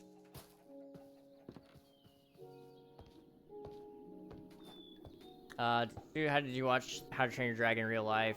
How to Train Your Dragon was a movie that was worth being a live action one. I've not watched the live action. Do I need to? Was it good? I watched the animated ones growing up. I also read the books. What movie? How to Train Your Dragon 1, 2, and 3. Live action is a masterpiece. You can leave PlaySpace. You're good to go if you need to go. Live action is a masterpiece. I haven't seen the animated ones. Oh, dude, they're so good. I don't know what is all in the first live action one, but I highly recommend checking out the animated ones. They're really good. Reading the books, nerd. My parents used to, like, It wasn't that they made me read, but they highly encouraged it. And my sister would take us to the library to go pick out books and such. And one day I ran into the How to Train Your Dragon books and I started reading them, and they're nothing like the movies. Just like there's a very basic line there, like some of the character names stay the same. The plot lines are roughly the same at certain points, but it's kind of not. Like the second movie shares a lot of similarities with the last book, as well as the third movie sharing some similarities with the last book, especially the ending. But it was for example, the Night Fury was not Toothless was not a Night Fury in the book. He was just a normal dragon. Like, in fact, he was a very tiny dragon. Not at all meant to, like, be that special. Whereas in the movies, Toothless is the rarest dragon of all. The, what was the term? The unholy offspring of lightning and death itself. That was not Toothless in the books. But I think that was ultimately probably a good change. I think the movies are better than this.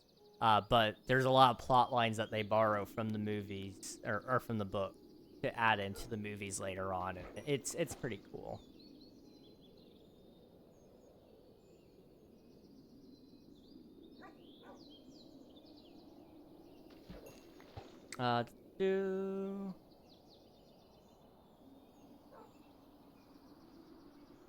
Hello, bye. See you play space.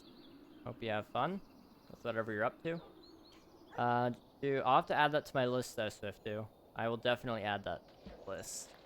Watch live action How to Train Your Dragon. Hello, Emmy. Welcome on in. It is I, indeed, a reg. Hello, Poe. Hello, hello. Fishing indeed. We are fishing. We're trying to get Mending. We'll see how long it takes.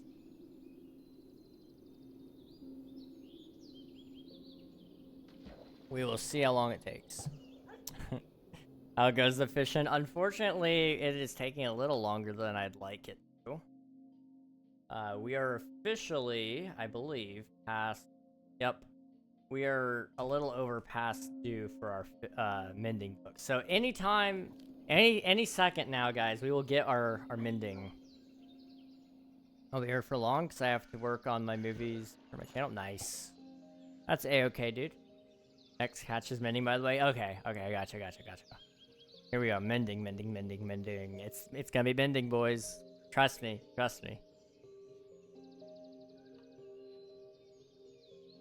I also read, there was a couple of other books that I used to read. I read a Star Wars book called, I think it was just called Boba Fett, or something like that. But it was a book about Boba Fett as a child. Post, Star Wars Episode 2. It was really, really cool.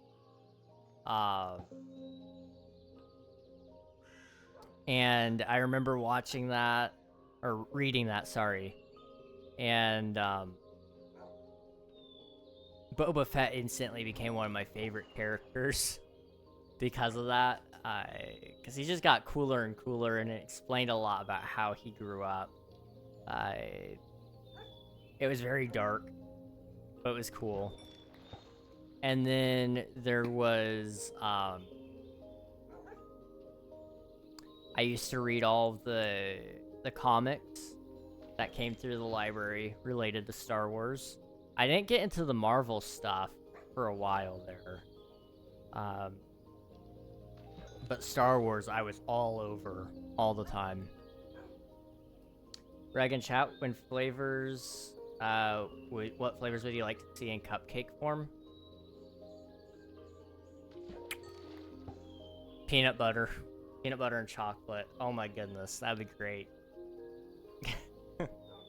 I know I'm that guy, but those are great. Could you imagine I meant the next book? Of course. Of course the next book. And I'm wrong again. Blue raspberry. Ooh, that would be good. Yes. You read? Or I used to. I used to read. Not so much anymore. I don't have as much time. And I don't want to say it's my attention span. I don't know what happened between now and childhood, but at some point in time, I lost my ability to sit still and actually like, get into a book. And I'm sad about that. I am a little bit sad.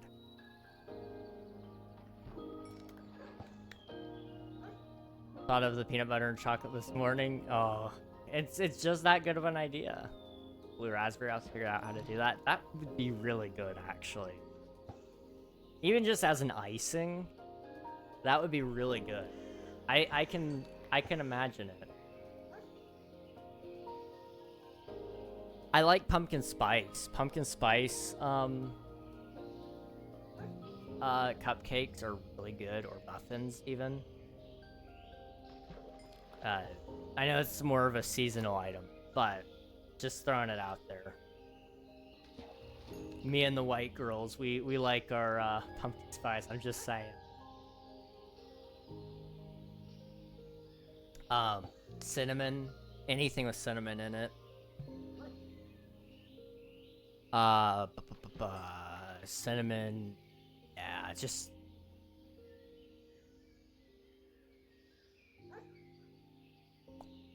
a good old cookies and cream cupcake. That's kind of good. Now, like, I would do a cookies and cream frosting probably, and then just a chocolate cupcake, or you could do a cream frosting and then a chocolate cupcake. I don't know.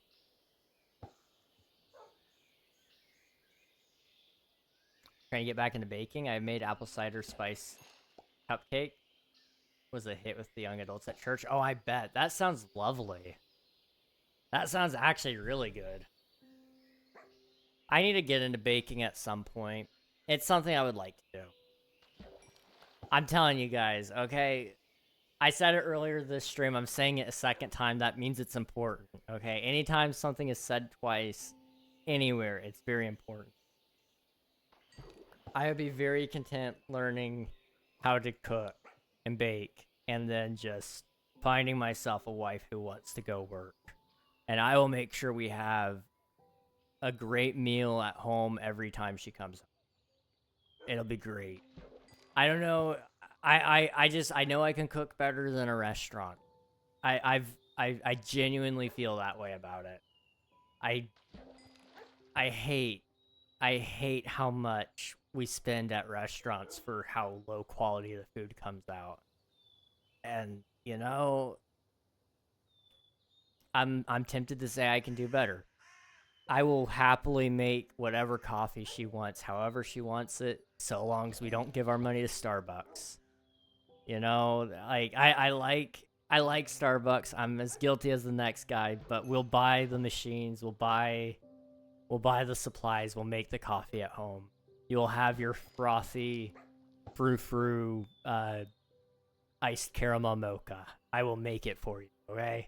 I'll make it for myself. I'll make it for all the daughters and sons that I have. All 20 of them or whatever. I don't know.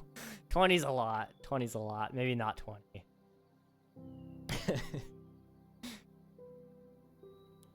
Oh, but coffee's expensive. That's like where a lot of people that's where a lot of people spend so much money, and it's just, it hurts me when I spend that much money, and I know it hurts other people when they spend that much money. And I mean, I'm guilty of it. I've gone out with people before and gotten Starbucks, and like, when it's $5 a drink, I don't like it. I don't like it.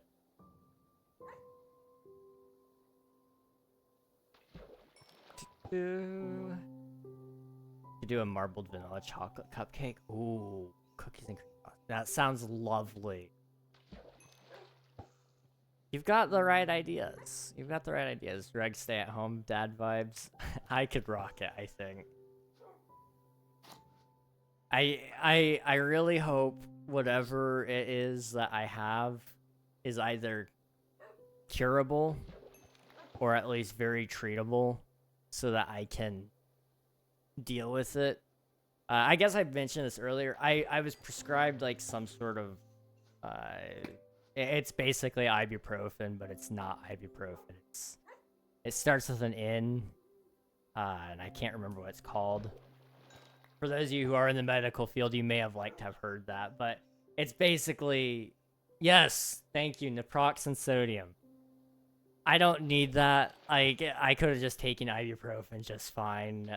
My doctor was trying to help, but I didn't really want a inflammation reducer. It's not, you know, if my issue is inflammation, I would like to understand where the inflammation is coming from so that we can look into things that treat that better than just generalized inflammation. Because, you know, sometimes there's a reason that that's happening.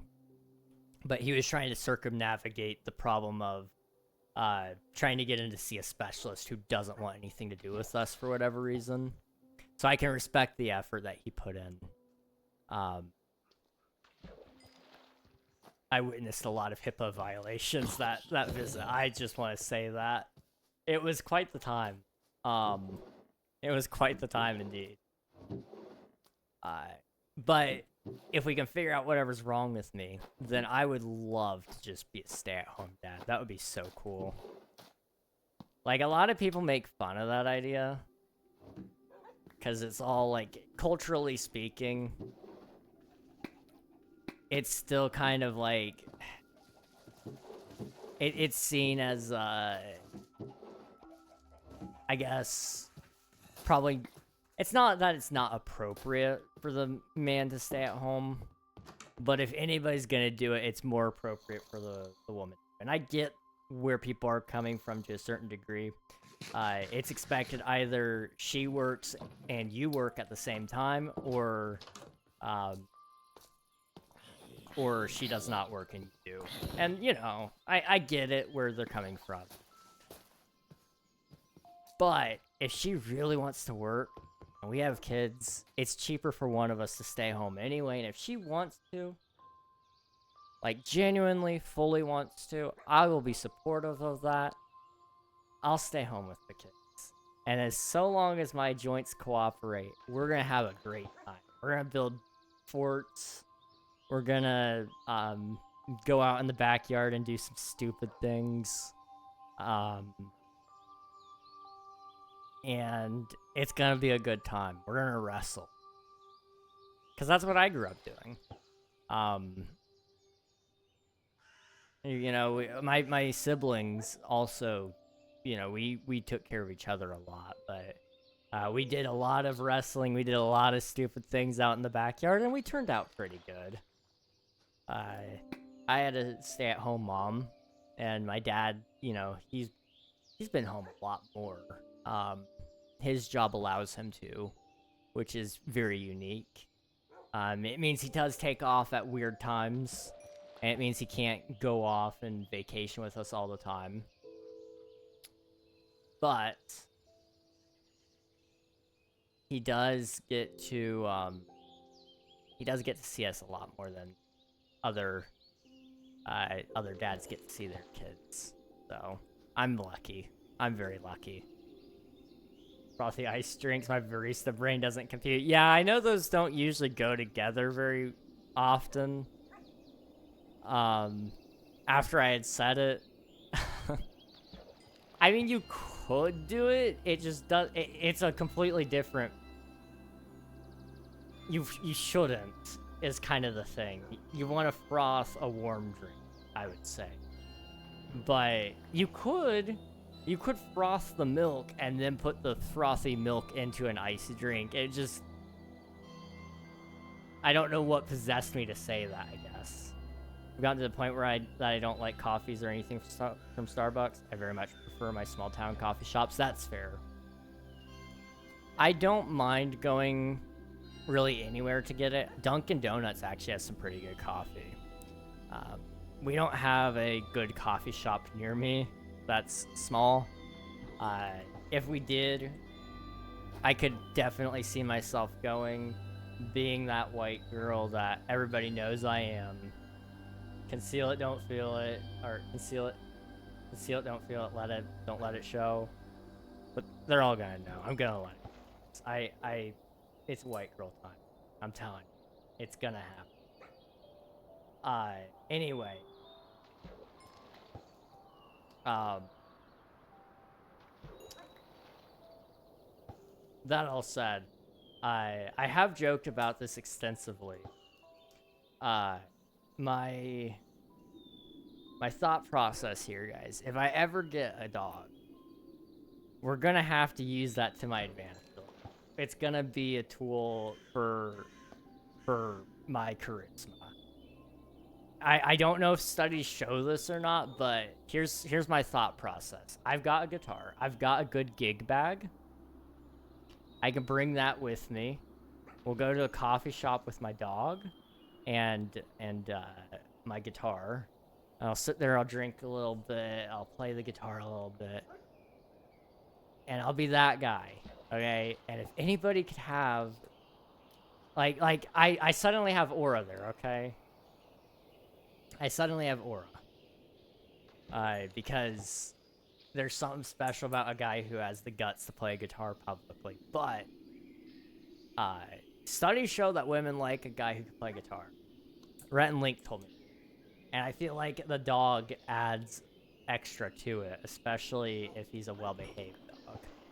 People will come up, ask, can I pet your dog? And it's like, yeah, and do you want me to play a song? Like, what songs do you know? And I'll try to play it.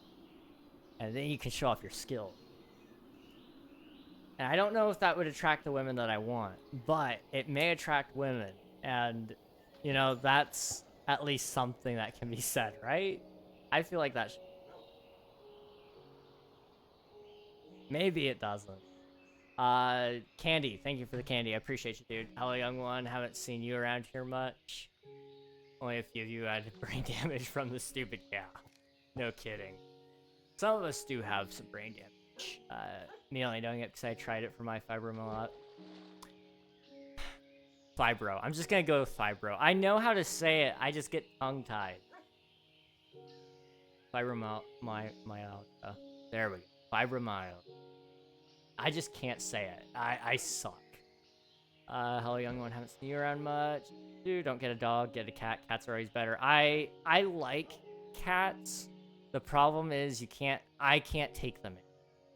I refuse to be that guy. I don't mind people taking their cats around. I know a lot of people love to take their cats around. I just can't foresee myself being that guy. Cats are an inside creature. Dogs, on the other hand, like, I want to be able to take them on walks. I want to be able to play. I specifically am looking at, if I ever got one, it would be a golden retriever. Reason being, they're very smart dogs, very gentle.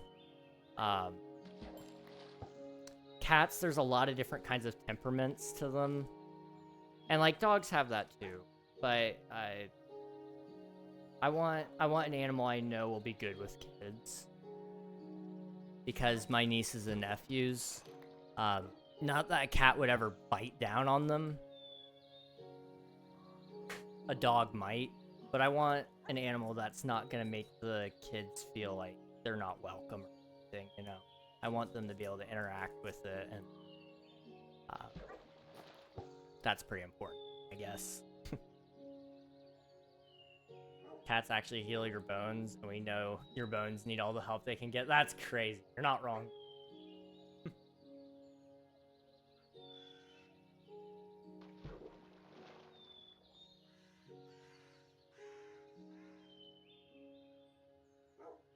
I don't think it resets, but I could be wrong.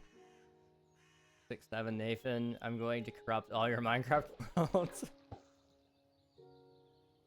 Fibro work. That's not what I've seen. Okay, I gotcha. Sweet. I'm just chilling and listening, but I had to react to that point 67. Fair. I get it. Same, except I don't have 17. Cats teach your kids to actually be normal. What?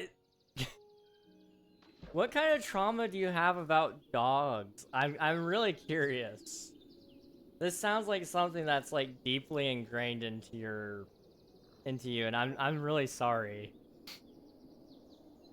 Dog people aren't normal. Oh no, I forgot that. Oh no. What? They still see it? I'll see what?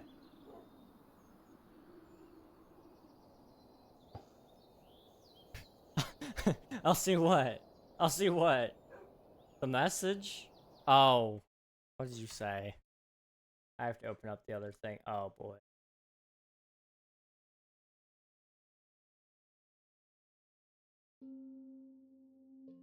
Oh, dogs do that too. Dogs will tell you when you're being too much. Cats do too. Cats definitely do. But you know, I believe in parents parenting their kids. That's all I'm gonna say about that. If you require a cat to tell your kids that maybe you should back off, maybe you're not doing your job. You know, maybe that's too much of me to say. Maybe I'm being too harsh. I'm sorry if that offended any parent, but do your best. That's all I ask. That's all society asks, is that you do. But actually do your best, please. I can't count on parents doing their job now, so I'll have a cat and let it do it for them when the kids screw up. That's fair. And I mean, I'm not opposed to my wife getting a cat. I'm not opposed to cats at all. I just think my personality suits a dog a little bit better. Especially because it encourages me to actually get up and move a little bit more. As much as I don't like getting up and moving, and as much as it is very hard some days, being forced to do it definitely is good for me still.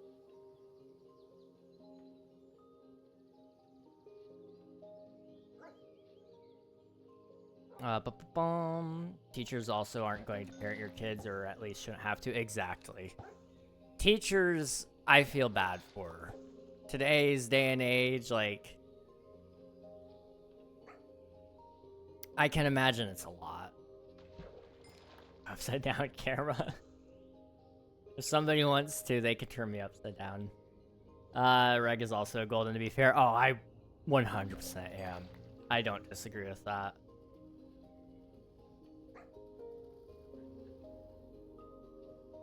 Also, cats are like the least removed from their pet from their nature until you get to wolf dogs. So most cats, even indoor ones, will absolutely take the chance to go outside just in their blood.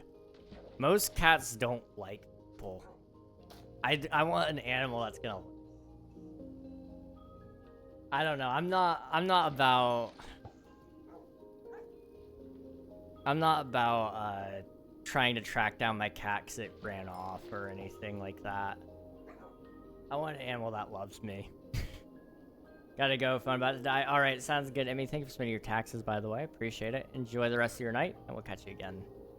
You want a pet who stands being leashed? I want a pet that I don't even necessarily have to leash.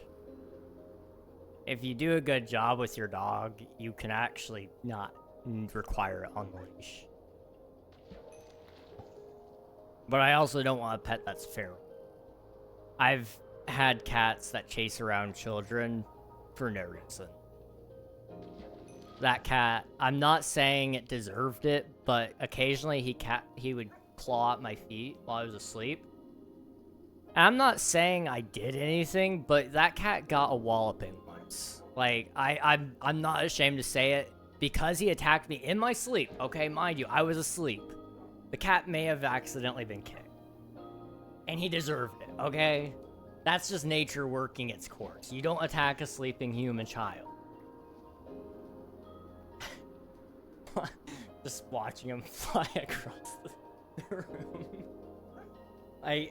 It didn't hurt him, okay? I just want to be clear. It did not hurt the cat. He was just fine. But he deserved it. He was a turd. And I did feel bad. But he deserved it. My old cat would not eat when I was on vacation. If that's not love, I don't know what is. I had a cat, yeah. My cat, when he got really old, he had anxiety, though. I'm pretty sure. Hello, Owen. Welcome on in. He wouldn't eat if my dad wasn't really there until my dad was gone for so long that he had no choice but to eat. And then he wouldn't drink water unless it was cold. Like ice cube cold. He would only eat if you were standing in the room with him. And then he eventually reached a point where he was... That could have been really bad. Okay, it's fine. It's fine. It's fine. It's fine. It's fine, chat. It's fine. It's fine.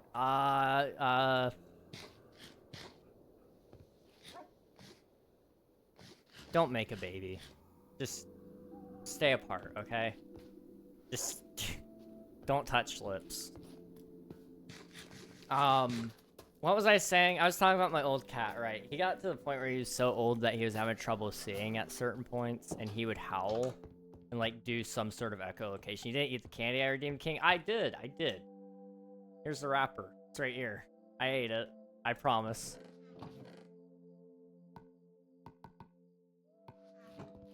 Gonna be short on YouTube tomorrow. Right.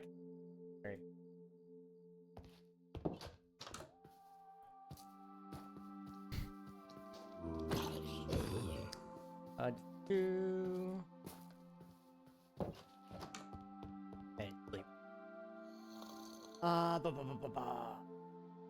But that cat, he loves. I will say that. But I've also seen plenty of cats that want nothing to do with you. And you know, I like an animal that is a little more predictable.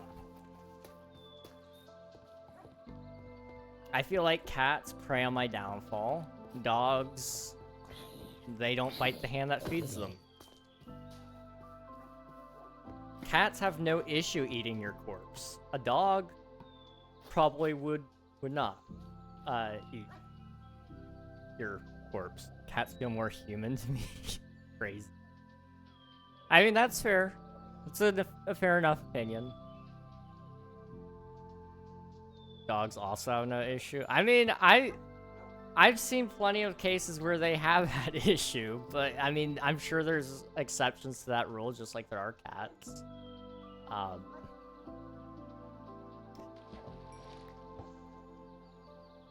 I saw him eat it back when you guys did watch times. I watched That's My Boy yesterday. I don't know what that movie is. Is it a good one? Was it good?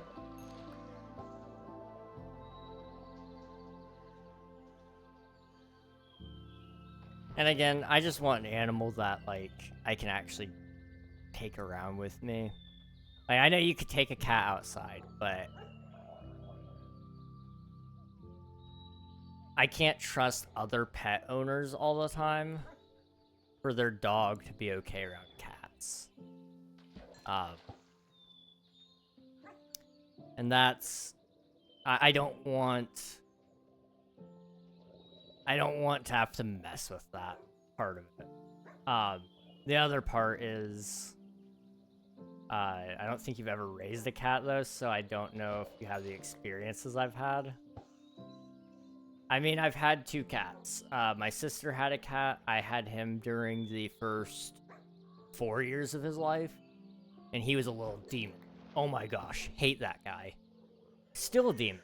He still chomps down on my feet every time I visit. So I don't like him. He's a jerk. But I had an older cat. He came in as a stray. We saved that guy's. He loved us. Absolutely loved us. And we loved him. He was a good cat. But I've also had a dog. And you know, he was mostly good around kids. Because he grew up around them. But as he got older, he got a little more cranky. And admittedly, as kids, we probably didn't give him space. Like you were saying earlier, if you get into a cat's personal space and it doesn't like it, it'll let you know. My dog was a similar way. He chomped down on my finger once. I deserved it. I will fully admit that. I didn't let him just be. I insisted that I was going to get down there and pet him while he was asleep in his bed. And then that was the day I found out there was a rule that we do not touch the dog when he is in his bed. Which, you know what? Good rule. It's a very good rule. Dog gets his own personal bubble, we get ours. I helped my mom raise my old cat from when he was a kitten and then helped my sister raise her dog. 15 now, that's fair. Good film, Adam Sandler. I need to watch more Adam Sandler movies. I want to get through... I've been on an Andrew Garfield kick, but I've been having trouble getting access to the movies that he's in because they're all on the streaming services I don't have. So I'm trying to like plan out when I'm gonna get each one and find the movies on there and all that. Dogs are like lovable 3-year-olds. They never grow past 3 nor out of that stage of adoration of you. Yeah. The nice thing is that they don't act like a 3-year-old in the sense of like, they're not overtly messy. Unless you raise them poorly. Then they can be brats. Oh my gosh. Nothing annoys me more than a bratty dog. And I don't like it when people treat their pets like humans. And I'm gonna catch some hate for that, I think. But respectfully speaking, I don't want your dog sitting on my table. Like, a human could do it. Fine. I guess. But your dog is not... It does not have anything between its butt and the table. I don't really want that. I don't love... This is where the line gets drawn, I think. The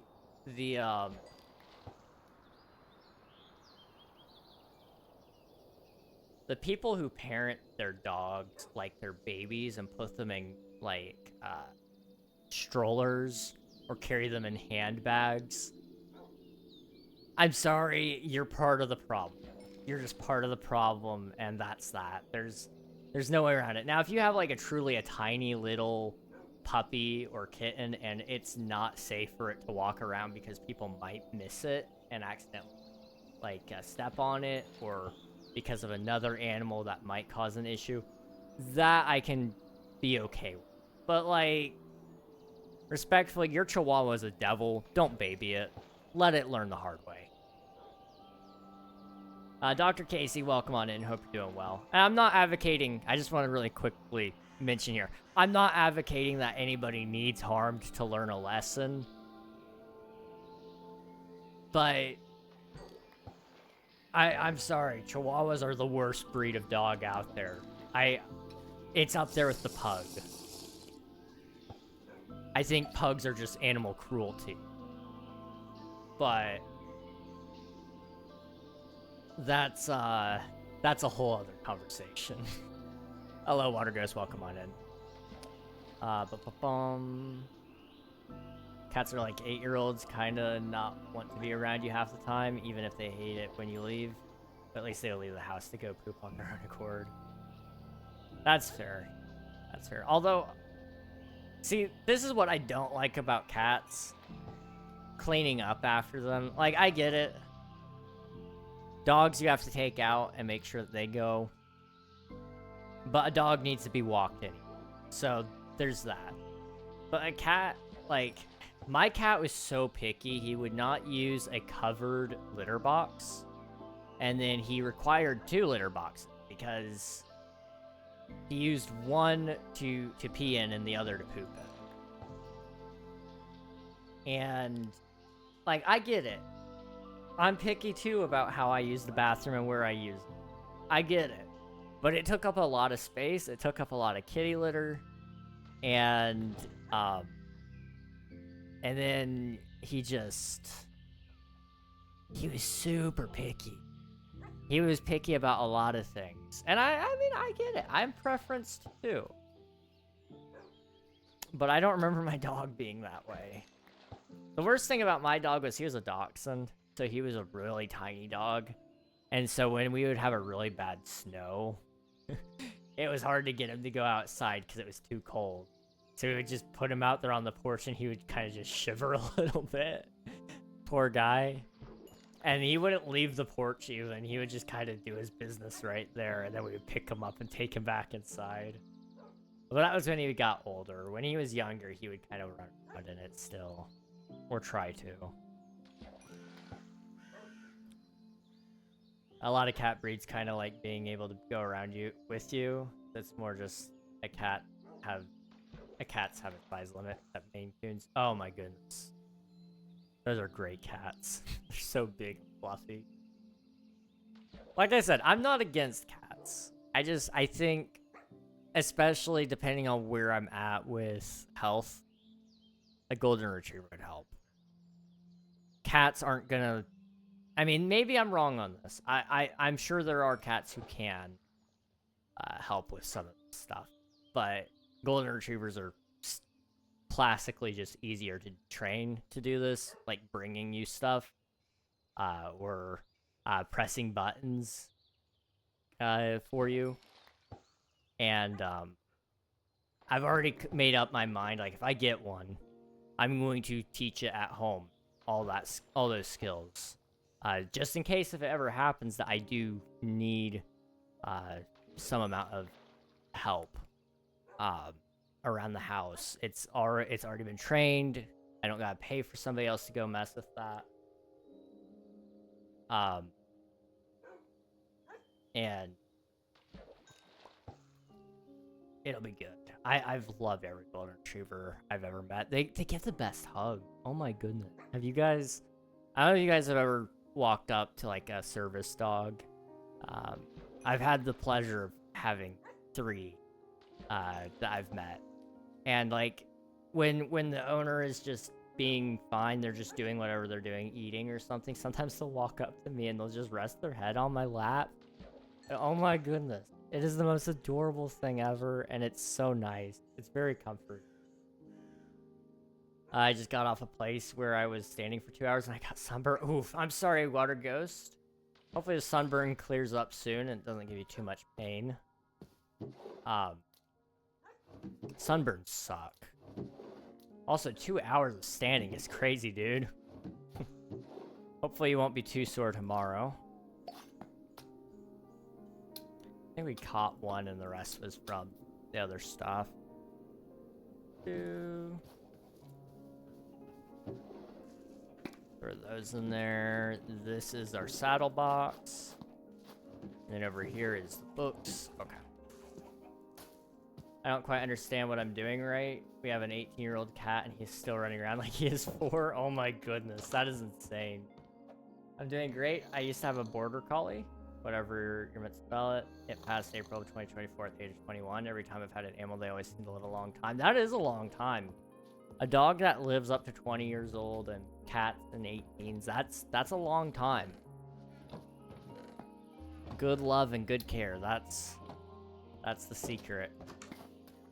And I mean, obviously, that doesn't always guarantee it, but it definitely goes a long way. Border collies are good dogs, too. Got a Siamese cat with dog body, dog software. Beagles are the best dogs, any smaller, and it's too mean any bigger, and it will kill me. It jumps on me, that's fair. That is fair. Siamese are good, yes. That was actually my my old cat that we adopted as a stray. He kind of showed up on our back porch, but he was a long-hair Siamese. That cat shed so much fur all the time. all year round. Very vocal, very, very vocal, but he loved my dad. He picked out his person was my dad. My dad didn't even want the cat. My dad was allergic to cats, but the cat picked him. And so anytime that I would go down there, the cat would be like pressed up on my dad's chest, right up here, staring him down in his face. He was a very cuddly cat at times, but he also is a very don't touch me cat. He wanted to come to you. If you went to him, forget it. He would never like you, ever, ever, ever. But if you would let him walk up to you, then he would learn to like you. That's what we always told our guests. It bothered my sister, though, because my sister wanted the cat to like her. And so he never did. But he would walk up to the kids and let them give him a couple of head pats, and then he would be done. He had some sort of nerve issue. So if you touched his back, he would kind of like, his muscles would kind of like have a spasm almost. It was kind of weird to watch. So we just didn't touch his back very often. But he liked being pet on the chin, like getting chin scratches. He like you said, he was like a cat body with a dog software in a lot of regards. He chased his own tail a couple of times. He was very, very similar. He didn't really play a ton. I mean, we got him when he was a lot older. It was kind of estimated that he was probably about 15 when we got him. So, pretty old cat.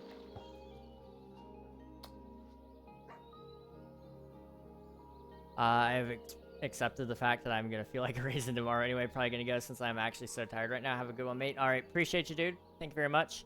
Hope you feel good tomorrow. And if not, I hope you feel good the day after that. Appreciate you popping in. I feel like the thing I might be doing is that I always feed dogs human meat and only feed the cats 4 types of cat food from the same brand, 3 being pouches of food and biscuits 2 times a week. Nice. That definitely helps. Real food, not like the heavily processed stuff.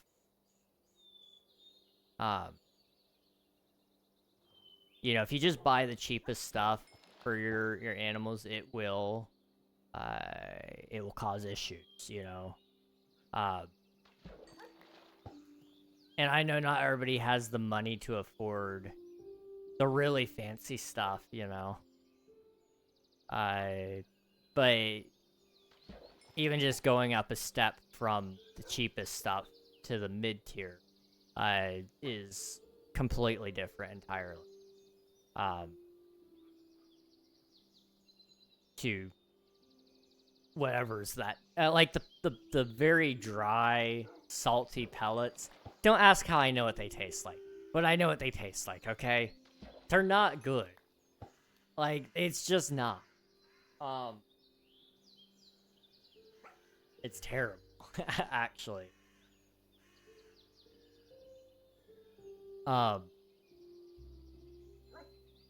Making sure that they have fresh water as well, and that they're actually eating and drinking properly. That's where a lot of pet owners, especially active pet owners, I feel like they kind of forget sometimes. There are some that are very conscious about it, and they're like, yeah, I bring my water dish with me. I bring a bottle of water for the dog, whatever.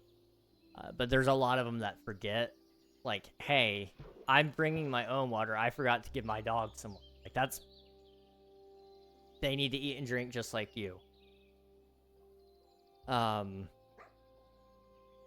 So it's one of those things, I think,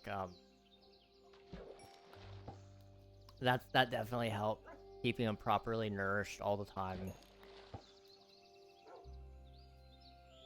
Giving them just plenty of love and care, making sure they get to their checkups. You know, I think a lot of times we forget that pets are just like humans, and there's a lot of things that we can catch early if we go often. Because you'll get an idea of like, oh, their kidneys are a little, they're not doing the greatest. Maybe we should try to swap them to a new food, or we should try to investigate that a little bit more so that it doesn't cause a very expensive problem that you can't afford later down the line. You know, I say that knowing full well that we didn't always get around to that with our pets. Admittedly, we were fully expecting that cat that we had to not make it as long as he did. When we caught him, he was skin and bone. I mean, you could kind of see the ribs through his skin, and his fur was heavily matted. He had a rough life. It was clear. We took him to the vet, got him all of his shots, made sure that he was dewormed and all those things. We made sure to give him flea medicines all the time. And he was pretty good. And then the food we had for him was giving him urinary crystal problems. So that was a really bad thing. So we swapped our foods over to something that would help prevent that. And then he was fine again. And then pretty much I'm of the mind that he probably died of old age at that point. I mean, obviously we put him down, but he was having a kidney failure of some sort. And I mean, he was old. Like, he was 18 probably. And without knowing his full history, who knows what was going on. You know, he had a lot of rough years before he found us, that's for sure. And it was definitely certain that he had a home before us for a long time, because he was perfectly okay around us when he showed up on our porch. And his he was house trained. I mean, he knew to use the litter box. He was looking for it when he got into the house. Like he was well trained. So somebody definitely took care of him before us. We don't know what happened though. Nobody claimed him when we found him. So eventually we just took him in ourselves. Also, my cat barely sheds. It's always a very clean cat. Even the dog is perfectly fine. The thing with the dog is that he only stopped walking the night before we put him down. He ran all the way up until his last night. That's the thing about dogs. It's kind of sudden, but you know it when it's there. My dog, he was a little dachshund. He was a good dog, but he ended up catching, I think he caught pneumonia or something like that. Something kind of like it, at least. And so my dad took him to the vet because he wasn't moving much. He was kind of lethargic. And this was actually while I was at Disney World one time. Like, the happiest place on earth. I'm not there, and the dog. While they were at the vet, he just kind of looked up at my dad, and then he rolled over, and that was it. Like, he wasn't... I mean, there wasn't time to even, like, consider options. I mean, we weren't even considering putting him down, because as far as we knew, it was just pneumonia. And according to the vets, that's just what it was, but he was an old dog anyway, again. He was probably 14, 15 years old. Not an old dog, but older.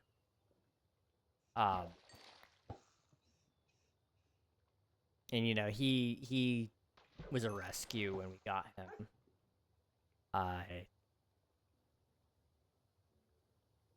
But he was a good dog. He wasn't a very active dog, though. But we knew it was coming eventually because, like, he was having trouble getting up into beds, getting up onto the couch. We would have to just pick him up in order to get him there.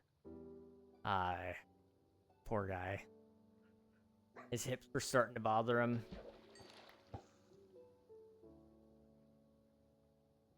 There were no injuries his whole life. My parents got that dog as a life pet. And I hate to bring down the mood, but I very rarely cry. As you can imagine, a few tears will shed. Oh, absolutely. That's natural with any pet. It's just part of the when a pet becomes part of the family, which it just absolutely does.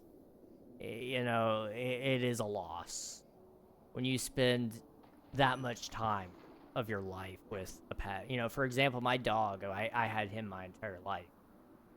He wasn't even my dog. I mean, he was the family's dog, but he was more so my brother's dog. But from the time I was born until the time that he died, that was a constant in my life, for example. And we had my cat for 5 or 6 years. That's enough time for you to bond with that animal, Something that was around your house all the time is not there. It's strange. It's easy to shed some tears over that. And there's no shame at all. What in the world? Something moved. I don't know what moved, but something moved. I heard it. All those people who pay to have pets go get new organs when they're older than 12 or 13. Just let them go. They clearly are ready to go. Oh, absolutely. It hurts me a lot seeing some people, like... This might be a controversial opinion. I don't know. I don't know if I could reasonably put my dog through certain kinds of treatments. For example, cancer. I know somebody whose dog had cancer, and they basically said, yeah, we're gonna have to remove the whole bottom half of their mouth, like their jaw. I'm sorry, I'm not doing that. I can respect that the dog is family, but that dog can't consent to that. That dog can no longer chew for itself. That dog can no longer defend itself if it ever came down to it. And that dog was old. We're talking about a 12-year-old dog. I struggle with that a lot. There are some cases where I'm kind of like, okay, I could get it. Not that I would ever want this to happen, but if my dog had to have a limb, that's a tough call to make, but that one would make a lot more sense than like an organ or something more vital to its lifestyle, like a tongue and jaw. It's just, that really sucks. And at a certain point, you look at it and you go, yeah, it is no longer benefiting the quality of life of the dog. And that like humans, it's a little different. Humans, we look at it and we go, there's a chance at a life there. For example, when a human goes through an organ transplant, there's a good chance that they get many years of life after that in their quality. And the human ultimately is the one that consents to getting the organ transplant. But if you do not, a dog can't do that. A dog can't tell you, I think I would like that. And a cat can't tell you that they think they would like that. It's a tough call to make, and I get it. But also at the same time, the quality of life, I can't imagine being any good. Can always count on crying at some point during a King stream. I get a little... That's my bad, but I don't know. Pets are valuable members of family, but at the same time, that shouldn't come out as selfishness for us. And that's a tough call to make, but it's probably the right call. I don't know. My parents are not willing to get another dog as it will never feel the same. Me and my partner are thinking of getting a dog for when we have children so they can experience what I did. Happiness? Absolutely. I get that. I absolutely get that. Yeah, my parents, for they're at a different reason. You know, uh, my mom, you know, she likes to travel, and if there's nobody home to take care of the pet, then that means either she has to find a way to take it with her, or she has to pay for boarding so that somebody else can take care of it. And that just doesn't work out really well for her lifestyle. Um, they're kind of expensive. I get that too. My dad is allergic to cats as much as I think he enjoys having a cat, because it's somebody to take care of.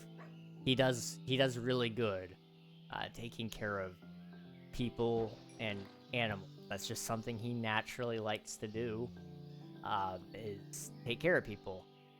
And so I think that would be good for him, but I don't foresee him ever probably getting around to it. I think he enjoys probably other people's pets to a certain degree because he doesn't have to deal with them, as long as they're well trained. Hello, I'm back from Backroom. Welcome back. Hello, PlaySpace. Hello, hello.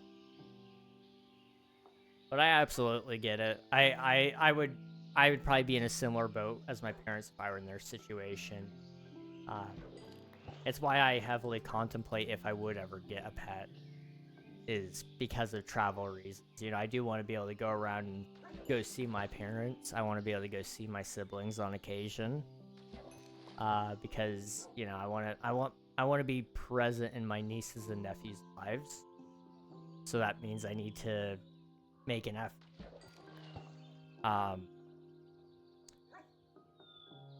And I don't know if my pet would always be welcome at those places, or if it would be possible to do anything with that. I think honestly, it would probably be fine. Especially if I do like what I'm trying to say is I'm gonna do, and get off the chair for 2 seconds if you're really live. Me responding to your comment isn't enough. I don't know about that one.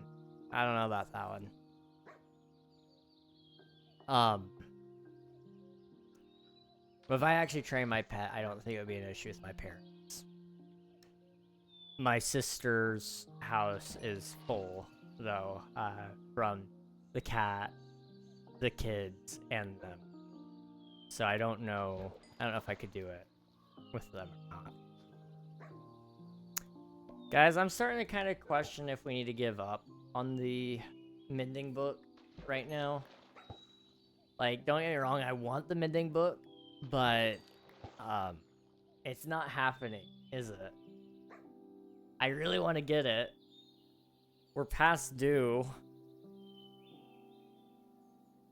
But at the same time, statistics say it could technically be 10,000 casts before I get my next Mending book.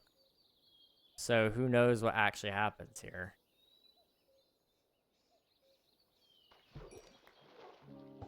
Anything was gonna happen? Dang. You never believed in me? That's crazy, Nathan. That's crazy. That enchanted book is Mending? Not yet. This one was Unbreaking 3, Sweeping Edge 3. But we might get a Mending book soon. We'll see. I'm gonna fish for probably 10 more minutes. I think that's probably count. Hey, Siri, set a timer for 10 minutes.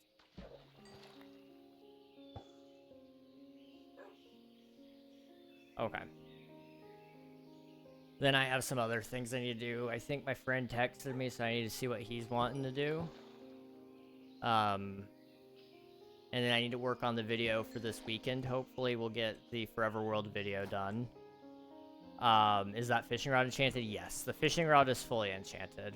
It's got Luck of the Sea, Lure, Mending, Unbreaking. Right? Actually, does it have Unbreaking? It does. Okay. But yeah, it's got everything. So it's a good rod.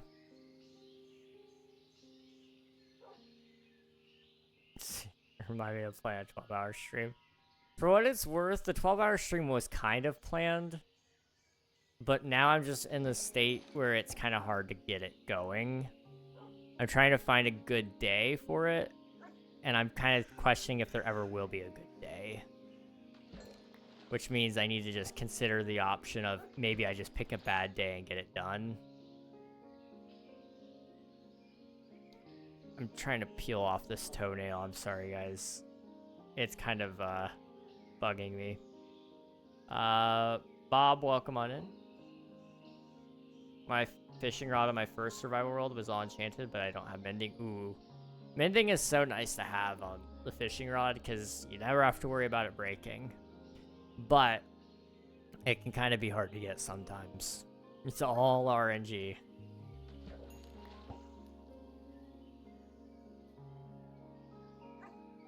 I don't think I'm gonna get this pulled off, am I? I'm gonna have to cut that later. What about the volcano idea for the 12-hour? I definitely think that's on the list. I almost actually built the volcano today. I almost decided to do some sketching for it, but I want to get the other episode of the Forever World done first. So I'm waiting a little bit for the volcano, but that's definitely the next big build. I forgot what mending is for. Mending is where you take the experience and it repairs your tool. So I have it on my pickaxe, for example, and I have it on my fishing rod. But I'm eventually going to have it on all the tools. I'm doing it through fishing, but some people do it through villagers. I probably should have done it through villagers, in all honesty. Lesson learned, I guess.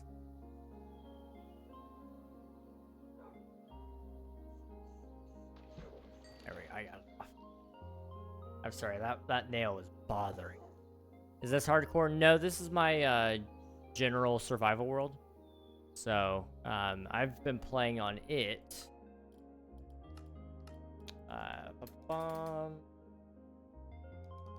I have been playing on it for 3.87 days, and I have died 5 times.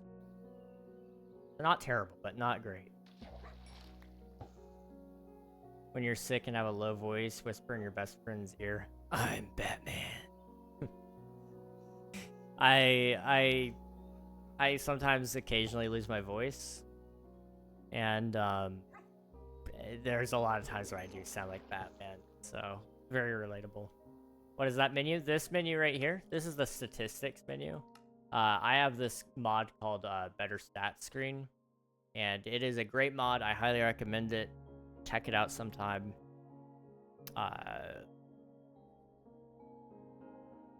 Pretty good fabric mod. But it allows me to search up all of my stats in Java.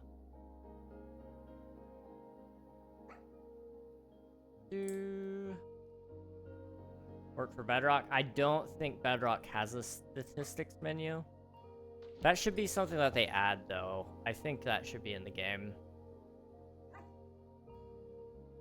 There's probably some sort of add-on that does it. I don't know, though.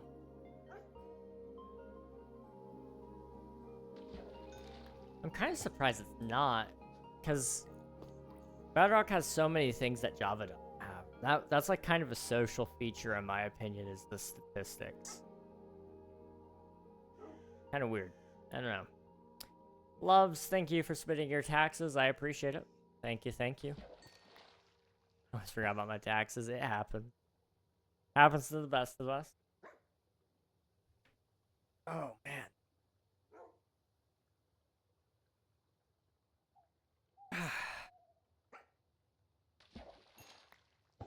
We've almost been streaming for 3 hours.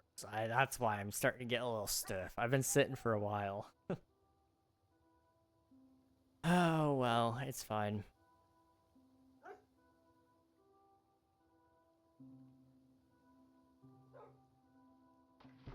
It is fine. I'm trying to think, what else we gotta do?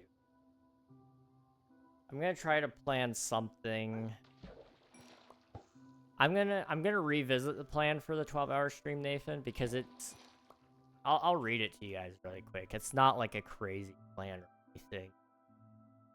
It's in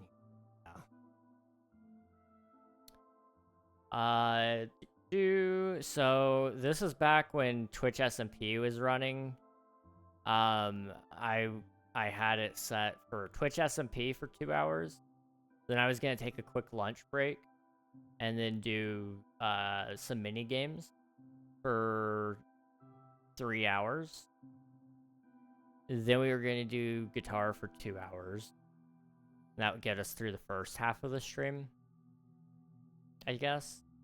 And then we were gonna restart the YouTube stream, do 2 hours of speed running, dinner, do a couple more hours of speed running, and then it would have wrapped up at some point after that. Now that Twitch SMP is off the table entirely, I've got a lot more energy in me for the Forever World, so I wouldn't mind doing more stuff on the Forever World for a 12-hour stream. Like, we could actually do some fishing. We could do the volcano building. By then, we'll probably have the Nether opened, hopefully. Maybe. If at all possible, then we'll actually go to the Nether and do some resource collections with quartz and with the different types of woods, which would be good. But maybe even build a piglin bartering farm. That would be also nice. I don't know. I hate Bedrock because if we want mod support, if we want mod or textures or skin, we need to buy it with Minecoin. Also, Bedrock was Bugrock. Yeah, it does suck, especially because, well, on like mobile, like Pocket Edition and Windows 10, you don't actually have to buy all the textures and skins and mods, but like console, for example, you do. Which kind of sucks.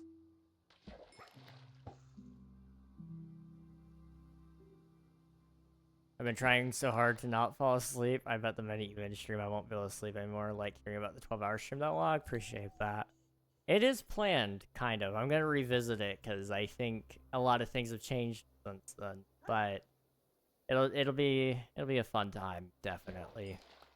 Maybe I could rope in a friend to play some games with me for a little bit.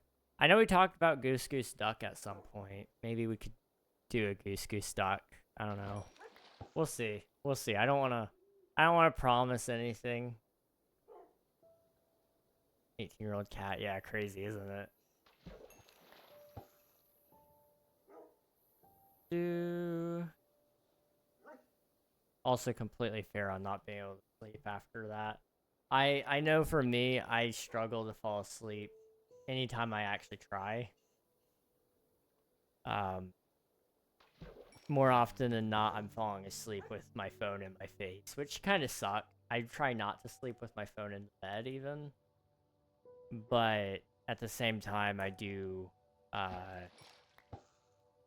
find that I need what do you call it?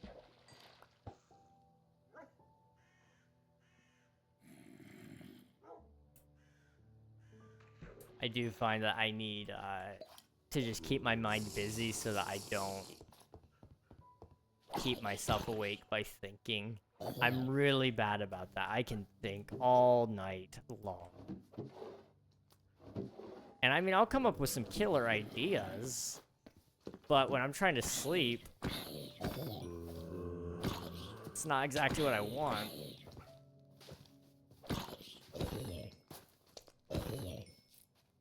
There we go. Alright, we're putting away the items, and then we'll be wrapping up stream here. I appreciate you guys for watching. It's been a lot of fun today.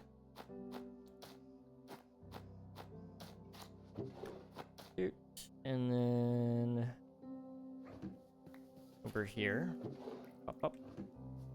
And then up here. Okay.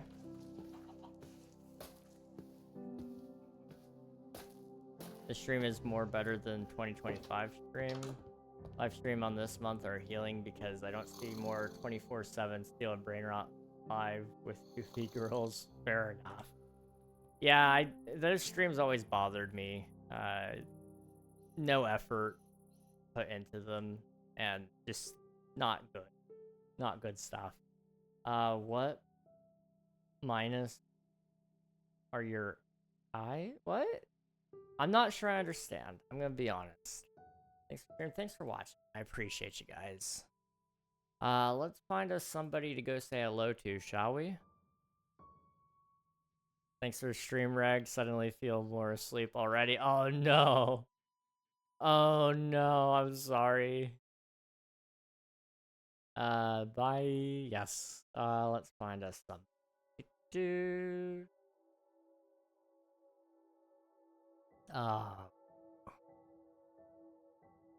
Who do I want to say hello to? We said. Let's say hello to them a bit. Although I think they're getting ready to end. Okay. Go away, you first crazy. Hello? Sorry for bad English. No, you're good. You're fine. You know what? It was a good time last time, I think. Let's go say hi to Jay again. Jay Games or something. He's a chill dude. We rated him yesterday. Always a fun time. Hop in the raid. Get some free champ points. Meet a cool streamer along the way. And I shall see you guys again, hopefully, in the next one. We'll be back, probably either fishing if the volcano is done, or if the episode is done by then we'll have the volcano started, and we'll probably start doing some of that.